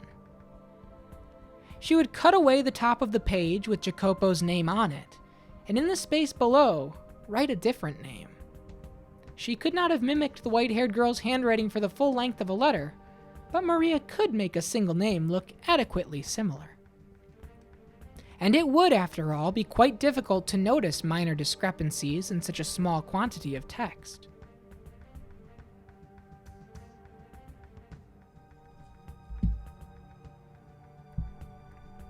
Again, another letter. Why does she keep writing these? To Jacopo's eyes, the modified letters looked like professions of love for another man. The more she inscribed her feelings for Jacopo, the greater the turmoil grew within his heart. Even though her love was directed toward him, I can't believe what I'm reading. A restaurant more to your liking. I knew it. You have to be going out with other men, all the while pretending to be chaste in my presence. I shall treasure the gift you gave to me? Ah, for God's sakes, you have to be fucking kidding. But I've ensured she can't leave that room. She'll never see this man again. In time she'll let go, and so will he. Ha!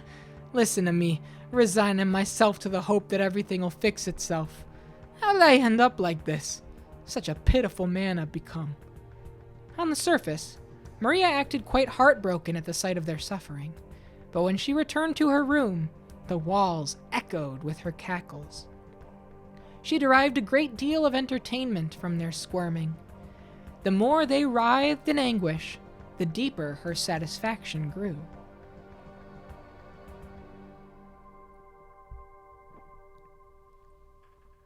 And both the white-haired girl and Jacopo continued to place their confidence in Maria, the one responsible for everything. The white-haired girl had never possessed a sense of distrust, and so she took everything Maria said as truth, continuing in her agony to write Jacopo letters. Letter after letter after letter. My beloved, are you still tied up with your work? It has been some time since we last saw one another, so I know not what you have been doing of late. I only hope you remain in good health. I would, if possible, prefer to tell you everything in person, but I don't have the courage, so these letters are my only option. Am I adequately expressing my feelings, my love for you? If you have the time, I would appreciate a response. You're never gonna get a response, though. Not as long as I'm intercepting them. There's no way I'm allowing these or your love to get to him. I could just stop reading them. It would certainly make things easier. But if I don't, my imagination will run wild, fantasizing about her writing to this older man and what she might be putting in her correspondence. I'd be better off knowing the truth than torturing myself with fantasy. It's the better option. Jacopo accepted every letter Maria delivered, without fail. He would merely nod as he accepted it, his face contorted in discomfort, and then pore over the text when he was alone. I assume he did not want her to see his heart sinking into darkness. Had he put his trust in his wife rather than Maria, he would have almost certainly been able to realize the letters were directed at him, despite the altered recipient name. Everything she wrote about concerned him, after all. How could someone who had lived as isolated a life as her have so many identical experiences with 2 distinct men? Why could he not find it in himself to trust her? Perhaps doubting her was simply easier, If you were in his position, would you trust her? Would you maintain your faith in her, the woman who had waited so long? Would you believe the feelings she professed for you were genuine?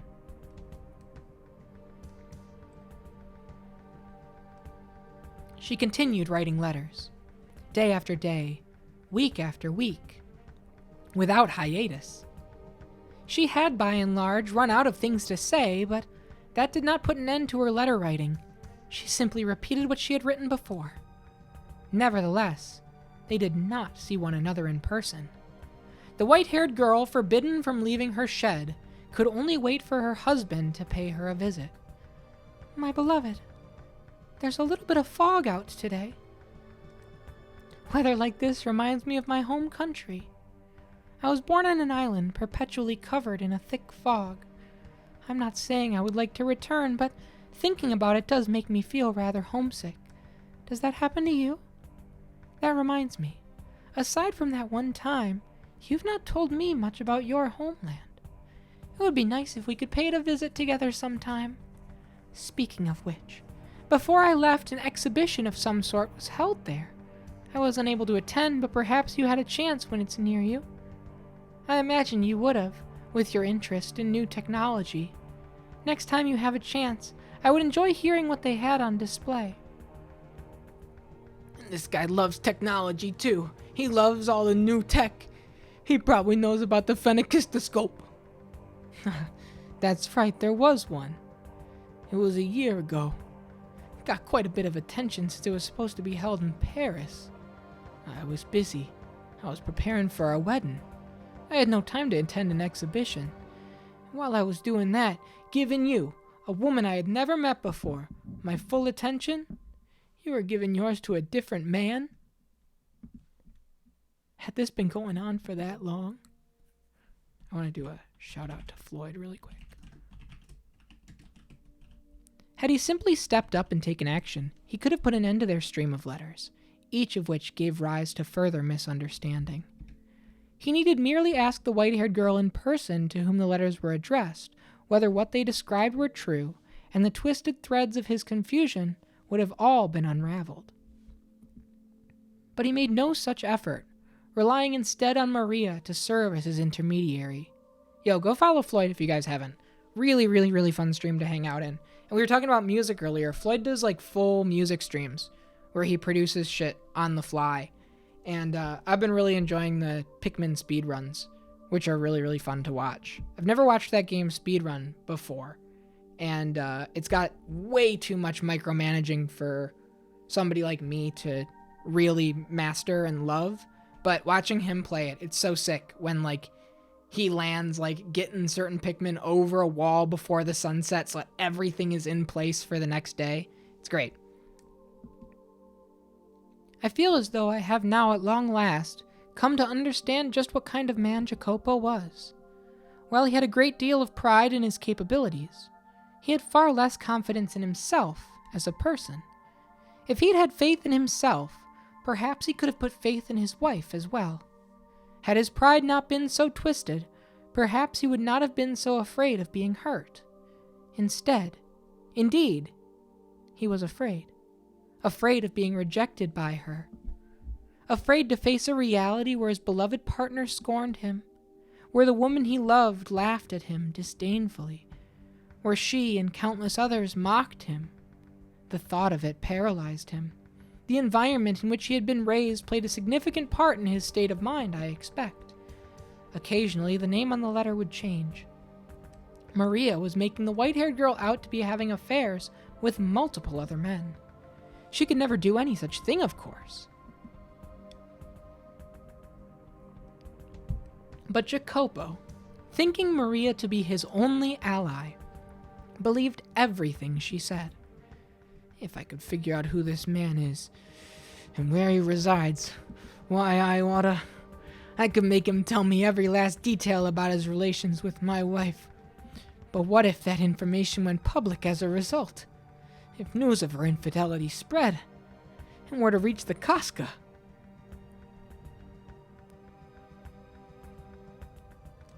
The fate of the Berzadis is in your hands, son.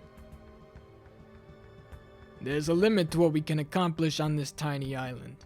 If we don't turn our attention outwards, we will wither away and die. And not just this family. This whole island will find itself famished and emaciated, defenseless against invasion as we waste away. I won't stand by and watch my homeland crumble. Sure, our methods may be crude, not always worthy of praise. No, Tommaso's a little deeper. He's even a little deeper than that. Tommaso, he's really down there. Jacopo's father's a little higher up. He's got a little bit more excitement to him. But they produce undeniable results. The unfortunate thing is, the previous Capo Famiglia was an incredibly reticent man. It took all he had to merely preserve his small chunk of the world. But I'm not like that, and neither are you. The most I can do is lay the foundation to make it easier for you to work, which means everything rests on your shoulders.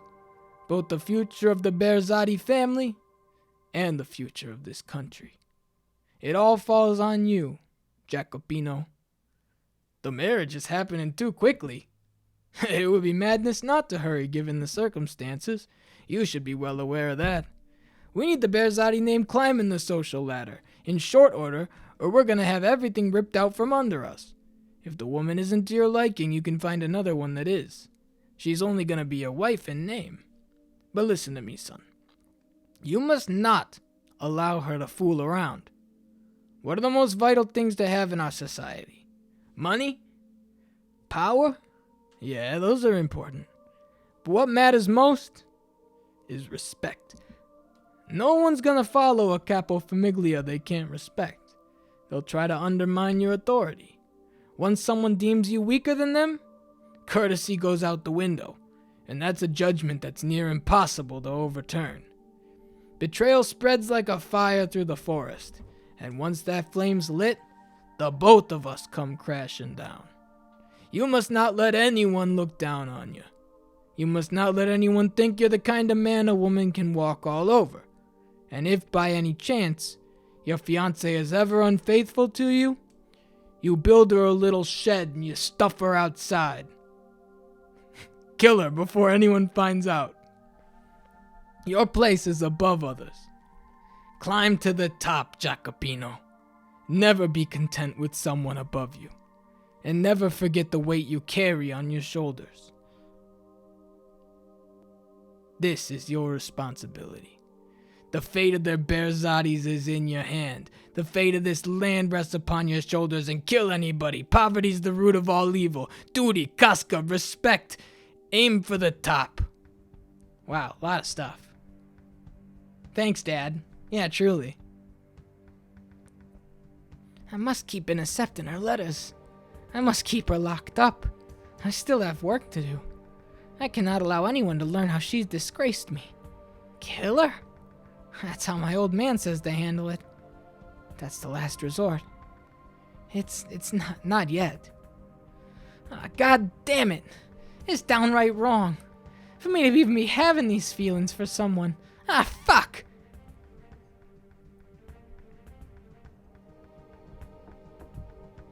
Master, your carriage is waiting outside. How are you coming along? Coming along? Oh, that's right. I had an inspection scheduled today. I'll be right out. Have him wait. Is something the matter, Master? You look a little hazy. I'm fine. If you're not feeling well, you should stay. I said I'm fine. Listen, it's not your job to infer on my condition. Yes, sir. Damn it, keep it under wraps. Act like normal. You can at least do that much, damn you. Take care on your trip, Master. Yeah. It's not the usual coachman. I also feel like I've seen him somewhere. Your fault. What? That we. Hey, speak up. Die, Jacopo Berzati!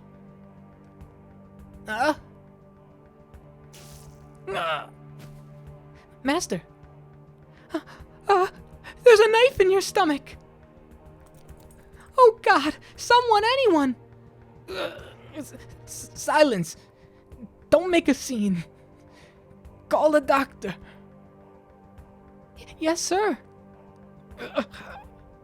Now I remember where I've seen him before. That's right. I put his factory out of business.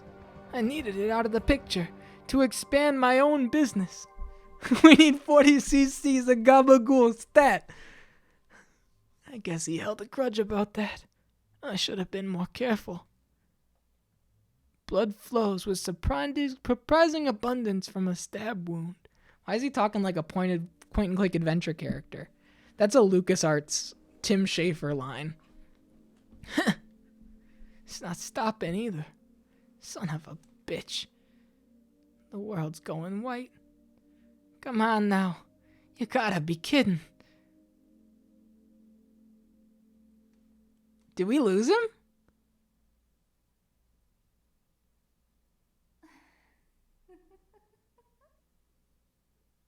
I know very well what kind of man you are.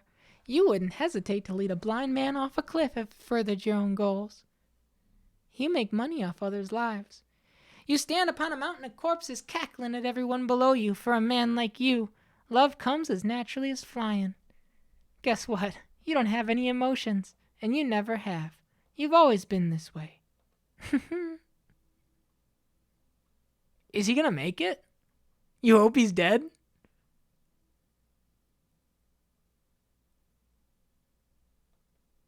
My childhood was day after day of mockery. You're just a bunch of nobodies trying to pretend your name means anything, they'd say, sneering and glaring. Maria treated me as an equal, but she was the only one. I wanted to show him up. And to do that, I had to rise to the top, or at least high enough that I could laugh at him. My old man wasn't the only one who wanted that. I did too. I had to make him acknowledge that I had value as a man. Who actually wants to go through life being laughed at? I had to make him realize that what I did had value, and I needed neither love nor compassion to do it. Well, that's what I thought. In the beginning, I only ever intended to use that woman. I simply needed her to build a name for myself. When she served her purpose, I could simply cast her aside. That's what I thought. Or rather, that's what I endeavored to make myself think. But deep down, I felt bad for her.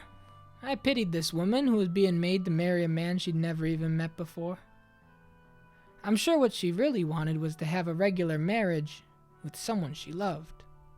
But because her family wanted to cling to her name, she wasn't afforded that opportunity. Yeah, Behemoth, as someone who's only been able to periodically catch Sunday streams, I gotta say I didn't expect the Mafia to pop up. Yeah, me neither. But, like, it kind of, like, opens up, literally and figuratively, so many doors for, like, what could come next. Like, anything's on the table now. I have no idea. I wanted to do something for her.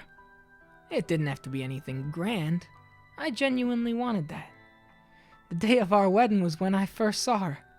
Her face, partially obscured behind the veil, it was gorgeous. And crucially, she was smiling at me. I had expected to find only gloom and despondency in her eyes, but instead she smiled. The moment I saw that smile, I wanted to be a permanent part of my life. I truly did. Want to ensure she always had a smile on her face.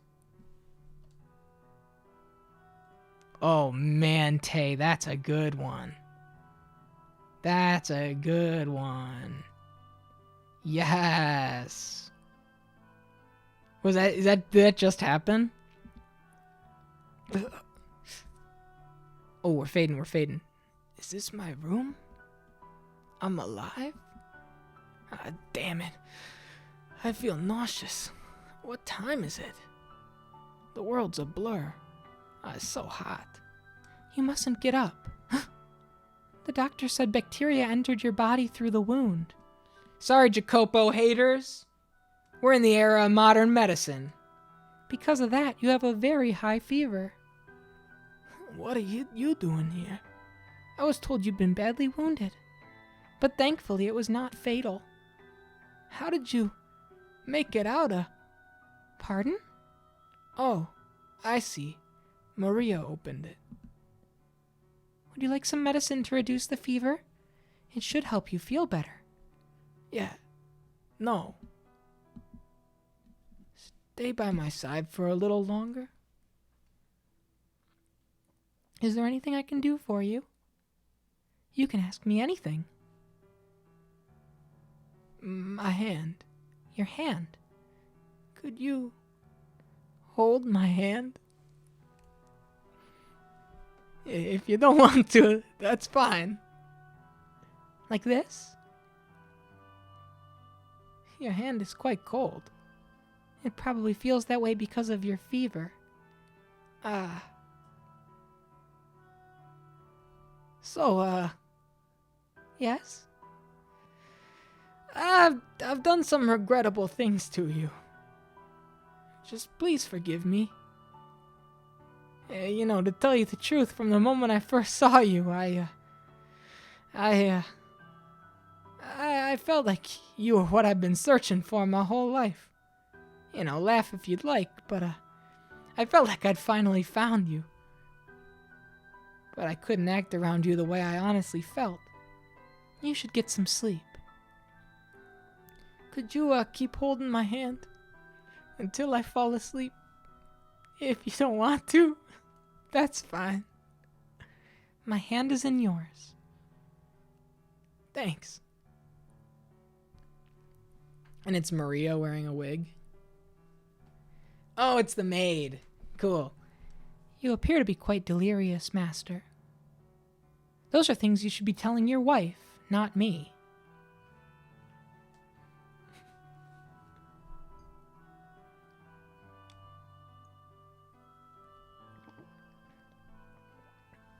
It was all a dream.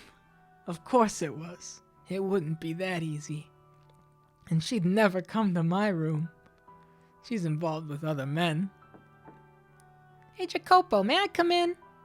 I have another letter.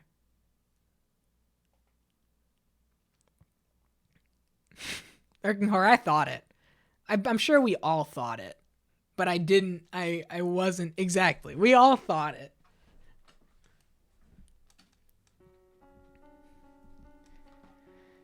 The white-haired girl's persistent letters did not improve anything, but simply stoked the flames of misunderstanding. This continued for several months. Though outside, the sun shone with the gentle warmth of spring, the cold, bitter winds of winter still relentlessly blew between Jacopo and his wife. Not allowed to leave her shed, and never receiving a reply to her letters, the white-haired girl's only source of information was Maria. Week after week, her circumstances remained the same, but something else was beginning to show signs of change. Her mental state. It's pointless, madam. You're only wasting your time at this point. I saw him throw your letter right into the fireplace. He's not going to read anything you write, no matter how much of your soul you pour into it. He cares more about money and work than love. That's the kind of man he is. Just give up and file for divorce already. No. I will get through to him. Everything will go back to normal. I have faith. All my letters may go up in flames, but my faith will not be lost with them. As long as I keep writing, eventually I'll get through to him. So I cannot stop. I cannot. Do you have any idea what he says about you, madam? Jacopo doesn't trust you in the slightest. He goes around calling you a witch. A man-eating devil woman. Hey, it's awful. There's no one as pure, as beautiful as you. He says I'm a witch? Hey, listen to me, madam. He never for a second actually loved you. He just wanted the influence attached to your name. He wanted to mingle with the upper class. He used you. But last year, when we went out together, that one time, he gave me the Fennicus wheel at the photography shop. He had the owner make it especially for me. He was just trying to win your favor. If he really cared for you, he wouldn't have gotten you a paper toy. He would have gotten you something like a ring, or a necklace, or some perfume, a nice dress, something women really like. Has he ever given you anything like that? He doesn't have any feelings for me? I'm sorry. I just couldn't stand to see it going through this, but I don't know when to shut my fat trap. I went too far. The last thing I need to be doing is hurting you worse. You know, for everything I've said, your unwavering dedication is really impressive, madam. What's up, Magnus? Catch you up? All right. So, we are in the early 1800s. Mid-1800s, right? Mid-1800s. Doesn't matter. We are in the 1800s. And the white-haired girl on the left and Jacopo, the man beneath us, are a married couple that were an arranged marriage. Jacopo had the money. The white-haired girl had the prestige and the class. Jacopo, Maria, on the right, happily married. Hold your horses. Pump the brakes. Maria, Jacopo, childhood friends. They came from two different families who were both involved in the mafia.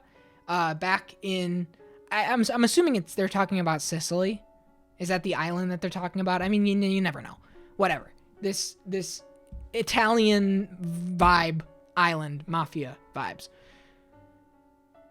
He is under the impression that she, on the far left, is being unfaithful, when actually she is puppet mastering this situation because she has like a vendetta against his family because they're both like mafia ties. At least that's my understanding to this point. He is so torn up about this infidelity, he has locked her in a small shed cabin off the premises of the actual mansion. And so she is writing him letters to confess his love, using Maria on the right as the middleman.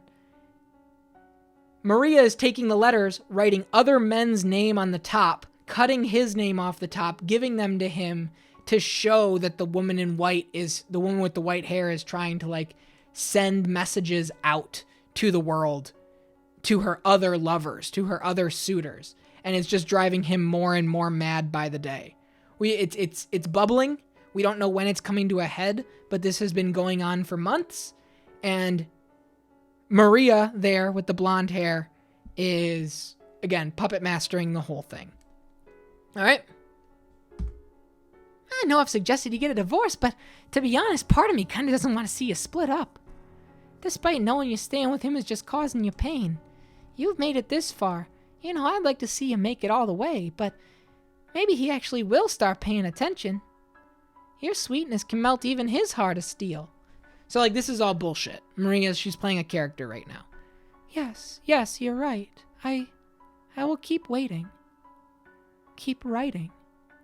And I will not divorce him. Yeah, all right. So please, keep delivering my letters to him. You're my only remaining connection to the outside world. Oh yes, one more thing. If it's not too much trouble, could you tell me how he's been and what he's doing lately? I don't have much else to write about. So if I could at least relieve him of some of his work-related stress. I am his wife, after all. I should be able to do that much for him. I am his wife. Her dedication to him was perhaps closer to an obsession, but she did not seem to be conscientious of the fact that her obsession was killing her. She was visibly losing weight, and her spirit was breaking down. It is said that emotions fade with time, but the opposite can also be true. The act of waiting, of fervently believing for so many months, despite the object of one's affections not returning them, can tear apart a person's heart, crush their soul, shatter their spirit. No matter how radiant, how thick-skinned they may be, with enough time, it'll wear anyone down. No one is immune. It's pointless, Jacopo. Wait all you want, you won't get her back. If she's gonna be writing letters, she could at least write one for you. She looks so pure, pretty as an angel. But God almighty, is it only how she looks? You've changed a bit. What, have I? The old you would be yelling, screaming, chomping at the bit to go storming in on the madam. Now you just go quiet. I'm just a little tired. You could break it off then. Huh? You've already made a name for yourself in high society. Nobody's gonna suddenly start ignoring you. You've more than put her family name to good use. To put it in your own words, it's no longer necessary. No, so the wife is not puppeteering him. The wife is also being puppeteered by this maid right here, who is like a childhood friend. It's a lot. Yeah, she's the maid on the right. This isn't something I really want to say, but the madam has never liked you. She was married off to a total stranger, forced to leave her home. I'm sure she felt very alone, and so she sought the companionship of other men. Anyone who wasn't you probably seemed quite attractive to her. So without getting violent or threatening to kill her or anything, just end it already. Quietly, without a fuss. It'll be easier for you that way. I cannot. Because you still love her? That's wonderful, Jacopo. After everything, you still love her. That's just blind, slavish devotion at this point. Yeah, perhaps it is a bit foolish, an unhealthy obsession, but I still don't wish to sever ties with her. I cannot get the image of her smile out of my head. The look of utter elation on her face as she looked through the phenakistoscope. Those captivating eyes beneath the veil at our wedding.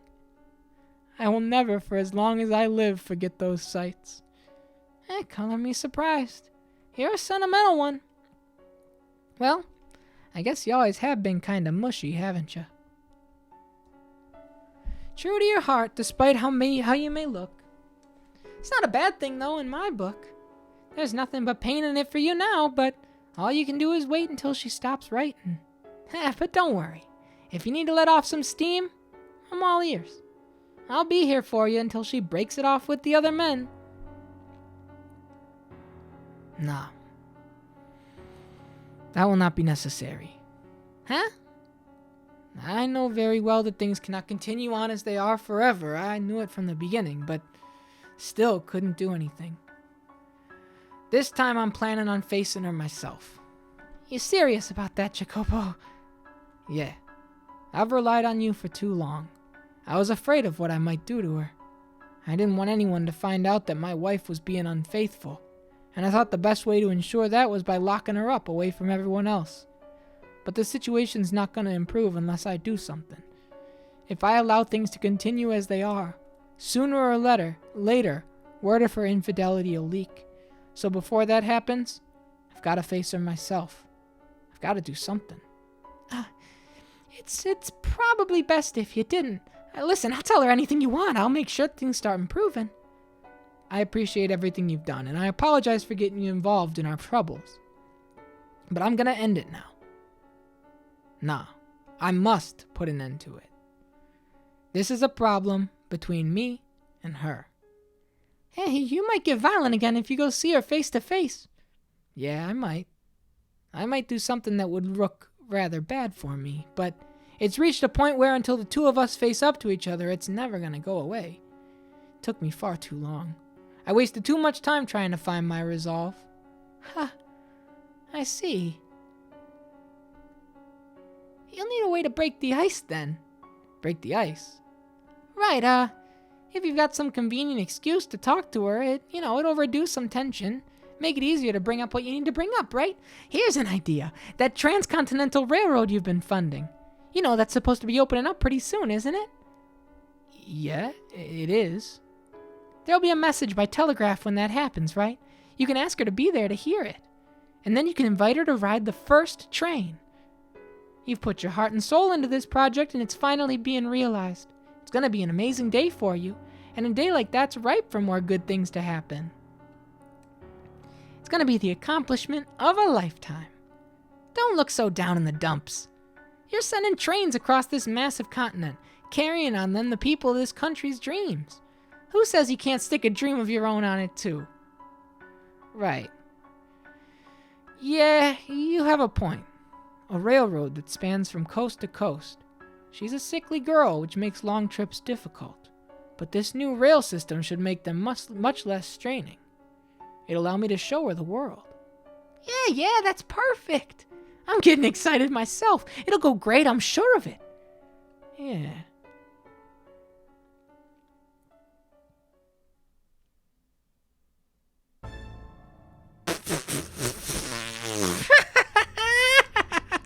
Oh God, my fucking sides! Seriously, they're a goddamn riot. The both of them. They keep on trusting me and they keep on getting hurt. They don't have to be going through any of this. Oh my God, Maria, you're terrible. And these people call me the Holy Mother. I bet the real Mary's rolling in her fucking grave. Ha! Now, I must say, I wasn't expecting for you to make a move, Jacopo. A shame that. That squirming loser, paralyzed by insecurity, is a better role for you. If they do end up figuring it out, tough shit. Doesn't hurt anything, it just takes away a bit of my fun. I don't understand why he's so infatuated with this railroad. I mean, I do sort of get romanticized in steel, but my kind of steel's a little smaller scale. There you go, Earth Nuggets. There's your first little tip. Anyway, I suppose it's about time to get things moving. No matter how this plays out, you will not have a happy ending, Jacopo. Jacopo haters feasting right now. You're gonna get a real taste of how much I fucking despise you. Maria! Oh, there you are. What is it? I'm on a break right now. You were assigned to clean the cellar today, weren't you? Well, head maid's saying it hasn't been done yet. It's taking place in Norway, I think. Just outside of Oslo. What? I did. I cleaned it. Just a casual once-over, but hey. Well, do it again. And do it right this time. Because if you don't, it's gonna fall on me. And that's supposed to make me give a damn? I mean it. You take care of it. You get enough special treatment as it is. Yeah, right. I heard you the first time, all right? I'll take care of it. And don't you forget it. Oh, for God's sake, why should I have to be the one to tell her? Is she gone? Ugh, what a pain. Who cares if the damn cellar is clean? Not like anyone's bringing guests down there, yeesh. I guess I should take care of it. Better that than a tongue lashing by the head maid. God, why'd it have to be a maid anyway? I think it's implied that it's the U.S. I think that it's implied they came from Europe to the New World, which is the United States. What a dank place. Ugh, it's so dark and humid down here, makes me feel gross. Ugh. Someone there? Hello? Hello, is anyone in there? Came from farther in. Whoa, it's seriously dusty back here. Who was supposed to clean this last week? I'll clean the whole thing next time, damn it. Just makes my job harder. Disgusting. Ugh, damn cobwebs. Oh God, oh dear God. I do not want to clean this. Ugh. Oh, for God's sake, stack this stuff properly. Now I've got to fix the whole mess. Oh, for the love of... Huh? What's this? Something carved in the floor. Never noticed this before. Someone get bored one day? Huh, what do we have here? It's mostly illegible. Let's see. It's not written in English, but my native language. But it's not modern. It's really archaic. Why on earth would an old form of my country's language be carved into the floor of a mansion built here in the New World? Most of it's illegible, but I can make out one section. Our lives. Our lives shall be forfeit to the witch's curse. Nevertheless, we must lay bare those with sin upon their souls for the redemption of those whom are pure.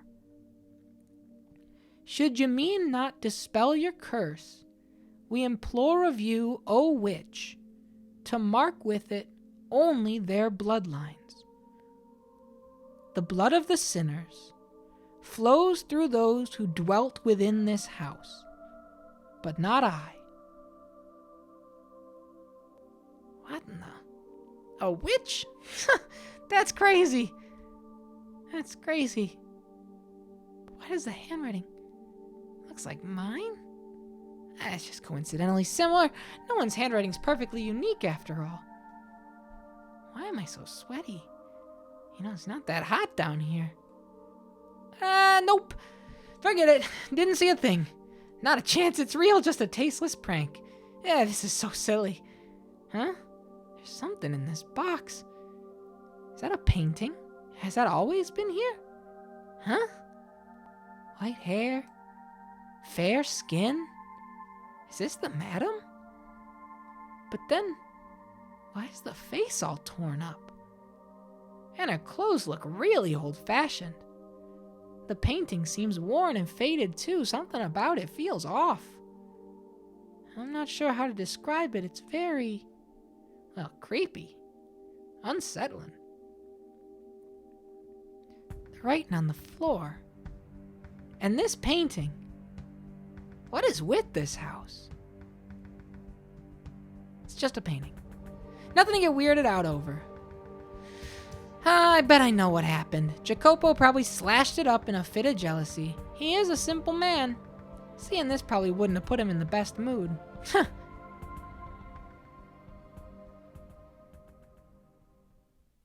To the shed.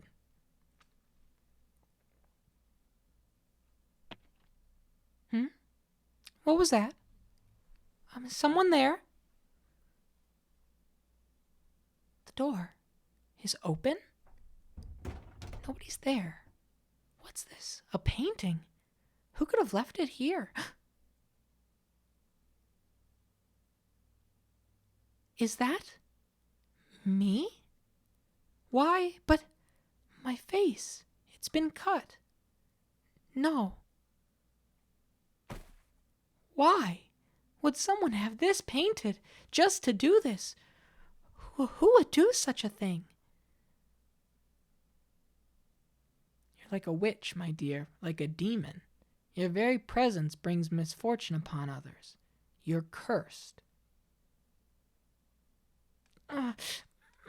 No, I'm not. I'm not. Was it you, Jacopo?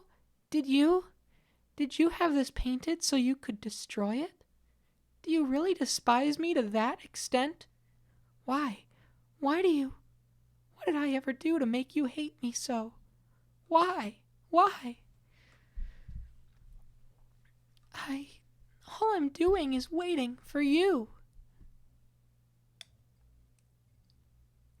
You worthless tramp. Are those ears only for show? This house has no need of a garden. I always thought you had at least some sense of taste. Silence. It's all your fault. Every last thing. Then say goodbye to your freedom. I'll kill you. No, Magnus, that's not at all the vibe here. You have a blatant misunderstanding. That's not at all what's going on. Does the mere act of waiting impose upon you? But even still, not the vibe. Not the vibe or the tone. Does my mere presence pervert you? Would it be better if I were gone? Would it be better if I left this mansion? If I left you? I don't think I can wait much longer. There's no end in sight. I can't take it any. There's no end. No, I will set a deadline. For when I give up waiting, when the project you pour your heart and soul into is complete, when the railroad opens, I will be finished waiting. And then it's over.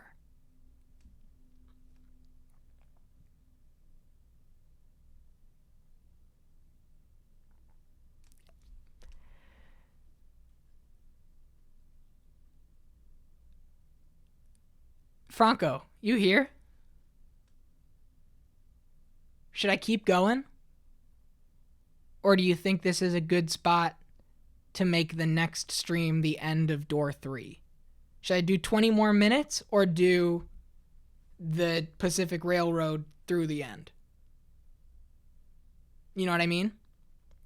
Because that's a good spot. There's enough to end door 3 in about 30 minutes. Can you back that up with a YouTube long play? Can you do me that favor? Tell me exactly how much is there on a YouTube long play? All right, thank you. Because this is a good spot. And in the meantime, this is fun. I like this story. I like this one. I think the Beast is still probably my favorite one. But yeah, I like this. My grandpa was a train guy? Really? That's cool. I think this is a good spot, Speedster. I think this is a good spot. Did you do a YouTube thing? I think it feels like it. I don't know how much is left. One's a little weak, IMO. Fair. It's Jacopo. I'm kind of studying history right now, so the timeline is interesting. So basically the story of this, Magnus, is that we are following the history of this house, right? The history throughout the years of the different inhabitants of the house. So we've gone through the 1600s, the 1700s. We had Mel here at one point, and when the white-haired girl was younger. And over this time, tragedy has befallen time and time again. And over these hundreds and hundreds of years, the white-haired girl shows up in a different way, in a different look, in a different feel and vibe. We had Pauline here. Shout out to Pauline. That's the best one. She's the best. Pauline and Javi, they were the best. Never mind, save it for next week. Okay. All right. So I think next week, starting from here, we'll go the end of door 3. And then to however much is left after that. Because I just feel it. You know, I feel it in my bones too, Speedster. And sometimes when you feel it, you just gotta feel it. So that's what we'll do.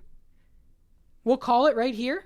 Just a touch early, you know. I got a couple things I have to do. I have to pick up Minky Moo in the morning from the airport, so this will be good for me. You saying it was in Norway? No, I was just talking shit. I was just shit posting in real life. No, but the understanding of the mansion from my interpretation is that it's not really stuck obviously in a time or place. I think that we're going to learn that this mansion moves and it's not always, you know, plopped down in Westchester, New York or whatever the fuck. Very Phil Fish of you. I'll accept it. Don't do this to Goaty. I'll accept it. Yeah, it's got a whole bunch going on. But that's what we're going to do for tonight. Thank you so much, everybody, for being here. This is good. Good spot.